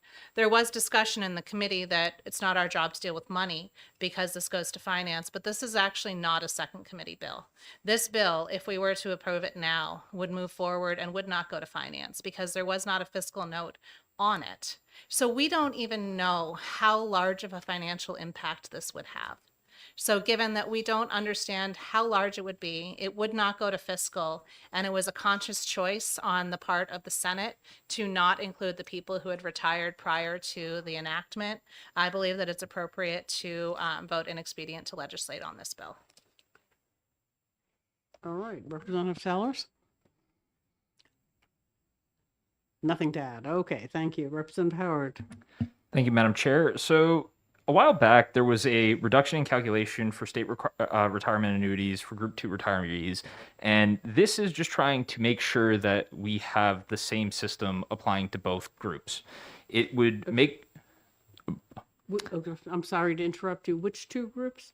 Group 1 and Group 2. I may have, this is, again, I'm trying to remember from the subcommittee, but because I okay, don't have my sorry. notes, Oh, sorry. but there was an explanation provided by one of the members who showed up talking about how this was trying to fix a gap that we had where there was a change made to one of the other groups and not provided to the other. So this is just trying to make sure that we have equality in the policy that we are providing. And while there is going to be an increase in the fiscal note, there was a fiscal note included at the end of the bill. This is still something that should be considered by finance because, at least in terms of a policy perspective, I think that we should be making sure that we are providing equality across the board. Thank you. Okay. I'd like to comment on that. The change, since the 80s, Group 1 has had a reduction in their pension at the age of 65, which was to correspond with their retirement age for Social Security. The bill that the Senate dealt with 2 years ago moved it from age 65 to the Social Security full retirement age. And that was a change that was implemented as of the date of effectivity. The gap is between the people who retired before that bill was effective and were still under 65. So it's not that things changed for them, it's that things did not change. They had been dealing with this change in retirement and change in pension since the 80s. And when they retired, they knew what was going to happen. So they were not, and the Senate apparently deliberately decided not to backdate the effectivity to people who were retired but not over age 65 at the time. And it's not like any of the changes made to Group 2 where things changed after they were hired. This is that a change was not made. If I'm making my point clear. Right. Any other comments, questions, issues? Hi, Reverend Groda. Thank you. First of all, the fiscal note for this bill was going to be delivered to the House clerk. And I have to tell you that I miss Marty Carlin, and I'm sure the New Hampshire retirement system misses him too. However, the fact that there's an impact, a financial impact on this bill, does not mean that it's not going to finance. So it will go to finance. I have no doubt about that. It's not an early bill. Okay, well, it has an FN on it. Thank you. Yes. So the other point that I want to make is that the way this was originally written did not include this loop. And so what this bill is trying to do is include this group and bring them in line with group 2. Group 1 was never in line with them on this particular issue. Group 2, this has nothing to do with Group 2. Well, that's what was given in the testimony. That's what I have written down. No, it doesn't have anything to do with group 2. It's This only is- Group 1 right. that this was some sort of a kludge that the legislature in the 80s came up with when they were disentangling the Group 1 pensions from Social Security. And the history is murky, to say the least. It Right. has nothing to do with Group 2. So I mean, I support the ITL, but I support the ITL for reasons that I think I don't want to change the retirement system any more than it's already changed. I want to leave it the way it is. Let things, we've made a lot of changes to it. I just would like things to stay the same for a while, just to see where we are, especially in a year like this one. So I support the ITL. Thank you. That's very clear. Any other comment? Representative Sitek? I was around when this murkiness started, and there was never a clear connection, even though the dates were 65 and convenient or lent themselves to comparison with Social Security.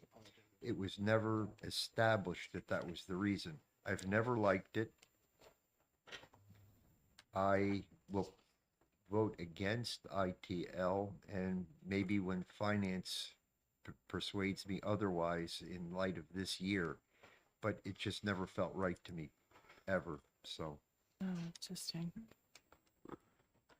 Representative Lamb? Thank you, Madam Chair. This bill is not marked as an early bill. This is due out of committee on March 20th, which means that it is not going to finance. So we are the final statement in the House. If we do it soon enough, we might be able to get it to finance. But anyway, if we pass it, I'm going to strongly recommend that it does go to finance because it has a fiscal note that is totally unknown and probably significant. Any other comments, questions? how much time will we consider? Thank you. Okay. No further comments? All right. The motion is an expedient to legislate on House Bill 637, and the clerk can call the roll. Vice Chair Leon, Yes. clerk votes no. Representative Pearson, Yes. Representative Bailey, Aye. Representative Sheehan, Yes. Representative Sellers, Yes. Representative Slotchie, Yes. Representative Tebow, Yes. Representative Groda, Yes. Representative Dargy, Yes. Representative Howard, No. Representative DeVries, No. Representative Long, Yes. and the chair. Yes. Okay, 3 against and 11 for. I got 12. Well, we got 14 here, don't we? 11 and 3 add up to 14. 1, 2, 3, 4, Used to. 5, 6, 7, 8, 9, 10, 11. It's 11-3. Okay. 11? 11-3. Okay. Thank you. Oh, that's right. It's 11-3. Fine. The motion passes 11-3. Is there, do you wish to write a minority report, anyone? Representative Howard will write a minority report. Thank you, Madam Chair. Okay, and that will therefore then not be, that will then be on the regular calendar. And, all right. We're up to 20 exact. Okay. Representative Sheehan, you have a suggestion? Yes, our subcommittee would like to recommend adopting an amendment that we created for HB 428. I have copies I'd like to pass out to the committee. Okay. Representative Sheehan moves House Bill 428 with amendment, and she's giving us the amendment. Is there a second? Okay, second by Representative Lamb. Okay. And this, I believe, is the municipal amendments to the building code? Correct. So, may I speak to the amendment, Madam Chair? Please speak. The amendment was approved by the prime sponsor as well as looked over and drafted with the help of Phil Sherman on the Building Code Review Board. The amendment replaces all of the existing bill language without changing the intent of the underlying bill. The amendment allows for administrative amendments related to statutory authority and allows for multiple ways the code could be implemented in municipalities. The amendment also performs some bookkeeping, moving building code related sections now in the land use and city grant of powers chapters into RSA 155A where they should be placed. And it corrects conflicting terminology, a cross-reference error within the current statutes, but still maintains the current Building Code Review Board confirmation process for necessary administrative ordinances. The amendment also removes several references to the state fire code in order that they may be relocated to a more appropriate place. And I believe that that's being done through a Senate bill. So with that, the subcommittee recommends passing the amendment and then also passing the underlying bill with the amendment. Okay, Representative Lamb? Thank you. I think she said more than I could on this. Representative Grote, you had a question? I do. I just want to make sure that. So I'm reading on page 3, line 16 to 20. Any provision of the state building code that conflicts with existing local ordinances, regulations, policies, practices, or procedures regarding the appointment, removal, or duties of municipal employees and organization of municipal departments shall not apply, provided that the ordinances, regulations, policies, and practices or procedures do not prevent effective enforcement of the state building code. So I just want to make sure what they're saying is that municipal departments personnel cannot interfere. Is that what it's saying? That didn't come up when we were discussing it, but I would think that that's what it says. I'm not an expert on that particular section, but it didn't come out in anything that the Building Codes Review Board or anything when he was giving us direction with the amendment. Representative Lamb? Thank you, Madam Chair, and thank you, Representative Grote, for highlighting that. If I were to take out part of it, it reads, any provision of the state building code that conflicts shall not apply. So I'm curious if this means that it's actually, instead of having the state building code be the dominant choice, if this language would actually lead to the municipal. I don't understand. I'm just trying to make sure that I understand the language of it, because to me, if I were to take out everything within that clause that says with the existing local ordinances, I'm just trying to understand exactly what that phrase does for us. Yeah, I'm not quite sure. It might be that the building code talks about inspectors, and each town can have appoint its code inspectors however it wishes and doesn't need anybody's approval. They may not call them the code enforcement, whatever. I think that's what it is. Well, that's the way I'm reading this. I'm reading this that what they're saying that any provisions of the state building code that relate to regulations, policies, and practices or procedures regarding the appointment, removal, or duties of the municipal employees. So originally, I think it might have been not in here, And so that's what they mean by administrative amendments. However, my concern still is with line 23 to 31, which says that the building code shall be effective in all municipalities as defined by blah, blah, blah in the state without further modification except as permitted by this section and shall be enforced as provided by 155A:7. Notwithstanding any other provision of the law, no local legislative body shall enact or enforce any ordinance, adopt or enforce any rule except as otherwise permitted by this section. So are they saying that that 155-A, as defined in RSA 672, allows municipalities to present amendments for approval? I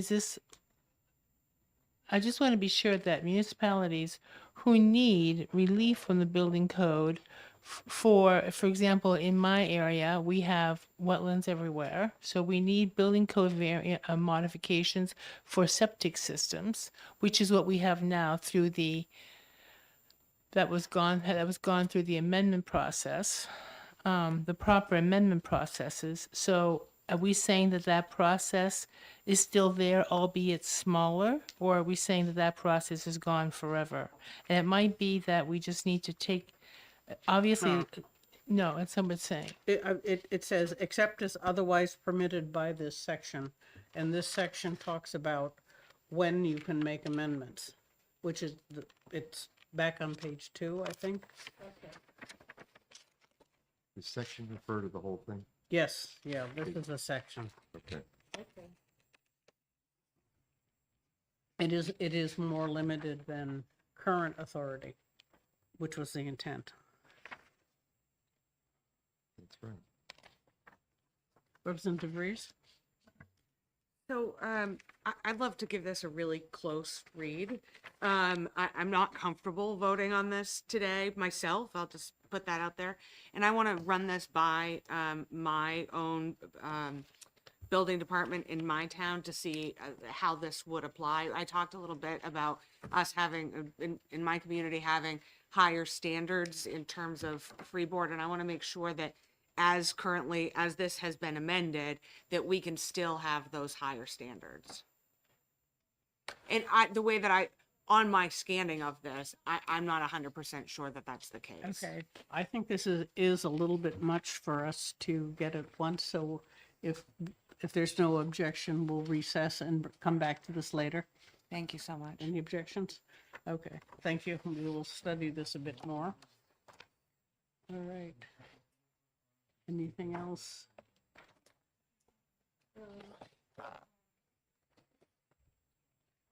Madam Chair, if it's Yes. if it's proper, I'd like to move on to pass on HB 252.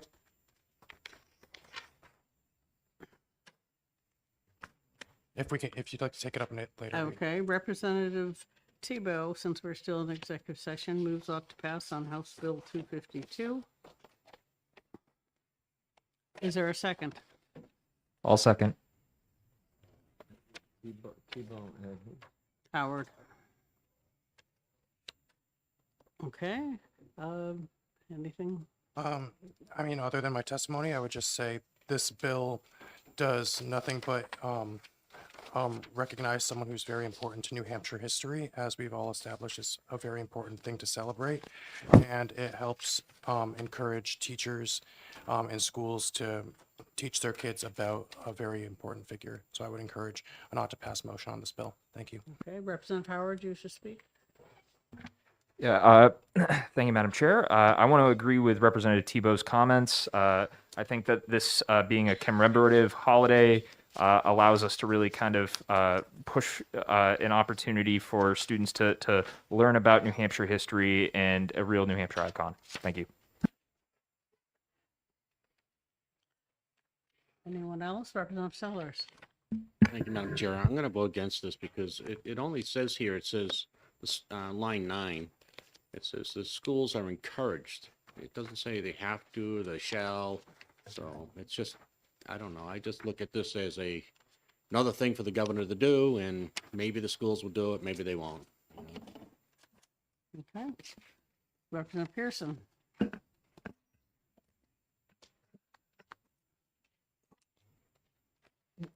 In 3 terms in this committee, we've had all kinds of fun days come before us and stuff that you just, wow. But in this case, I think this is a little different, you know, in the sense that we're looking at a very specific person, a very specific framer of this country. And it's not one of these blanket things where we're, you know, looking at different flavors of ice cream or something for the day. So as far as the line 9, the encouraging part, we run into problems when we start mandating curriculum, which is really not the purview. It's really the Department of Education. So it's not even this committee that would be mandating curriculum. And the encouraging language is consistent with other things. So I actually I would have been objecting to this if it had been a mandate, simply because it just wouldn't have been appropriate for this committee to set educational policy. But the fact that the students today, when have no idea who Alan Shepard is, who have they barely know who Crystal McAuliffe is, they barely know. There's just too many things that have shaped this state, and too many folks that have been involved in that seem to just be lost forever. And Daniel Webster's certainly worthy of recognition and highlighting in a educational sense and a historical review. So I'm gonna go off my normal script with these kind of days and actually support this. Representative Sellers. Thank you, Madam Chair. I suppose the other reason I'm objecting to this is our kids don't even know how to read and write. I mean, we have a huge failure rate and no one's addressing it. And we keep throwing money at it, and now we've got to throw an encouraging thing that they should be doing on January 18th for historical, and good reason. I'm not saying it's bad, but I'm saying we have a big problem with reading and writing, and we need to square that away before we start throwing something else at the kids. Representative Howard. Thank you, Madam Chair. I think that when we're talking about history, there is a great opportunity for students to engage in reading and writing, because there is a lot of reading that is done with history. I'm a history major right now at the University of New Hampshire.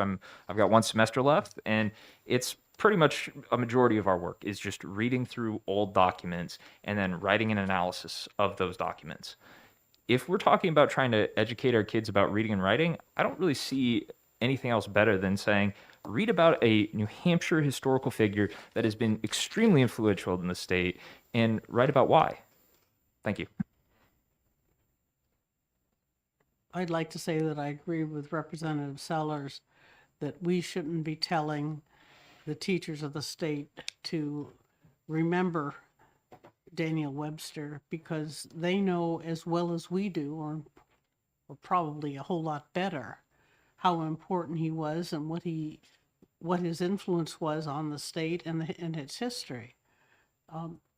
They're the experts. I'm not going to tell them how to or when to commemorate Daniel Webster. And I'm strongly opposed to putting this sort of thing into statute, because once it happens, the supporters go away. They have no memory of it. The governor sends out an announcement and it fades. And I'm against creating more days that are nice. They're always of somebody important and interesting, but they don't do anything. Representative Lamb? Thank you, Madam Chair. I'm a new member on the Commission on Holocaust and Genocide Education. And while I haven't been part of that commission for long, one of the big challenges they're facing is that even though that is in the compulsory education, not many people understand how to teach that. We have the Cohen Institute, which provides information on how to do this. But looking through some of the surveys about what is actually taught in our schools, it's unclear whether the teachers and whether the districts even know how to teach Holocaust and genocide education. And while I appreciate the interest in wanting to make sure that people know and honor Daniel Webster, when we have trouble having consistency in teaching about the Holocaust and genocide, I'm also concerned that adding one more thing to that list will won't be done in the schools, and then also people will see that it's there and they'll think that this has already been handled when it's not. I think that just creating a state holiday and having the proclamation from the governor without any sort of materials or resources to provide to the schools would allow us to check that box, but not necessarily have that education. And I actually would encourage you to work on creating some voluntary information that can be used to teach people in the classes so that they can actually understand this and appreciate it. And I'm afraid that if we pass it now, both will be operating contrary to sort of what the way we've approached all of these different proclamations in the past, but more importantly, people will think that it's handled and done when it's not. And I think that that would be more of a shame to have people say that, oh, we're already teaching this when it's not being taught well. Representative Flaschen? Thank you, Madam Chair. I just wanted to share that the reason I'll be voting against this, I think it's important to understand history and all its context, but I feel as though this commemoration might invite unnecessary strife in understanding that Daniel Webster was anti-abolitionist and supported the Fugitive Slave Act as a commemoration, I think is probably a little bit far for the state to go. It's important to remember history. It's important that individuals are accountable to that history, but for us to commemorate an individual who had somewhat of a mixed past, I think is something that we ought not put our invest any time in. Thank you. Okay, Representative Broder? Yes, I hope I'm the last speaker. I'll be supporting the bill because he may have a mixed past, but his picture is hanging in bigger than life in our chamber. So I'm sorry, that one doesn't work for me. Representative Tebow? I would also point out that he's the only figure to not only have his statue in front of 2 state houses, but also in the U.S. Capitol. And in addition to being in our chamber, he's in the New Hampshire Senate chamber. So there is not a want for representation within the state house. It's just about getting that out to the people. And I would absolutely agree with Representative Leon that I think it'd be great to work with the DOE to try to get those resources out. And maybe that could be an amendment to, like, say the Department of Education shall be directed to create some materials to distribute to schools if they so choose. I'd be open to something like that if that would be something the committee would want, or I could work with them on my own if the bill were to pass to get those materials created. Okay, anyone else? Bill spoken, Representative Sytek. Why did we wait 150 years for this if it was a good idea back then? Not a bad idea, but it's just another clutter, unfortunately. All right, Representative Tebow?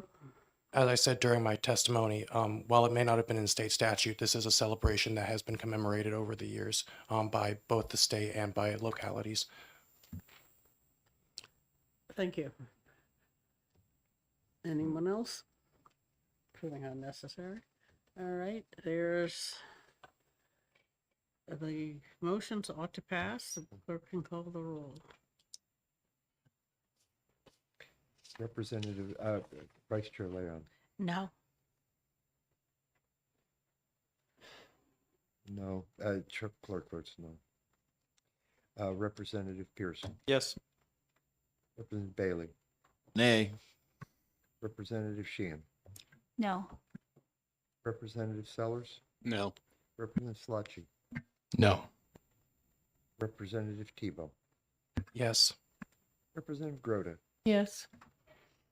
Representative Dargy. Yes. Representative Howard. Yes. Representative DeVries. Yes.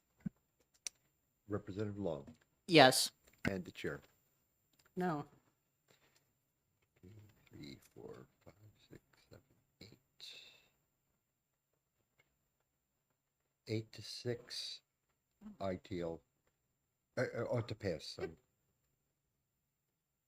Ought to pass it. Wait a minute. The motion was ought to pass. And There were six, no, 2, I'm 4, sorry. 6 in favor. Yeah, I have you incorrectly marked. What was the vote?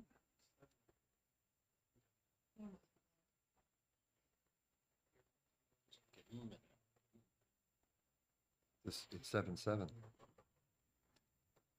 Motion fails 7-7. Does someone else wish to make a different motion? Madam Chair, Representative Howard? I would like to move to recess this bill until we have more members because this bill is likely going to end up as a tied vote as is. Okay, well, fine, we will recess and revote on this when we have a fuller committee. And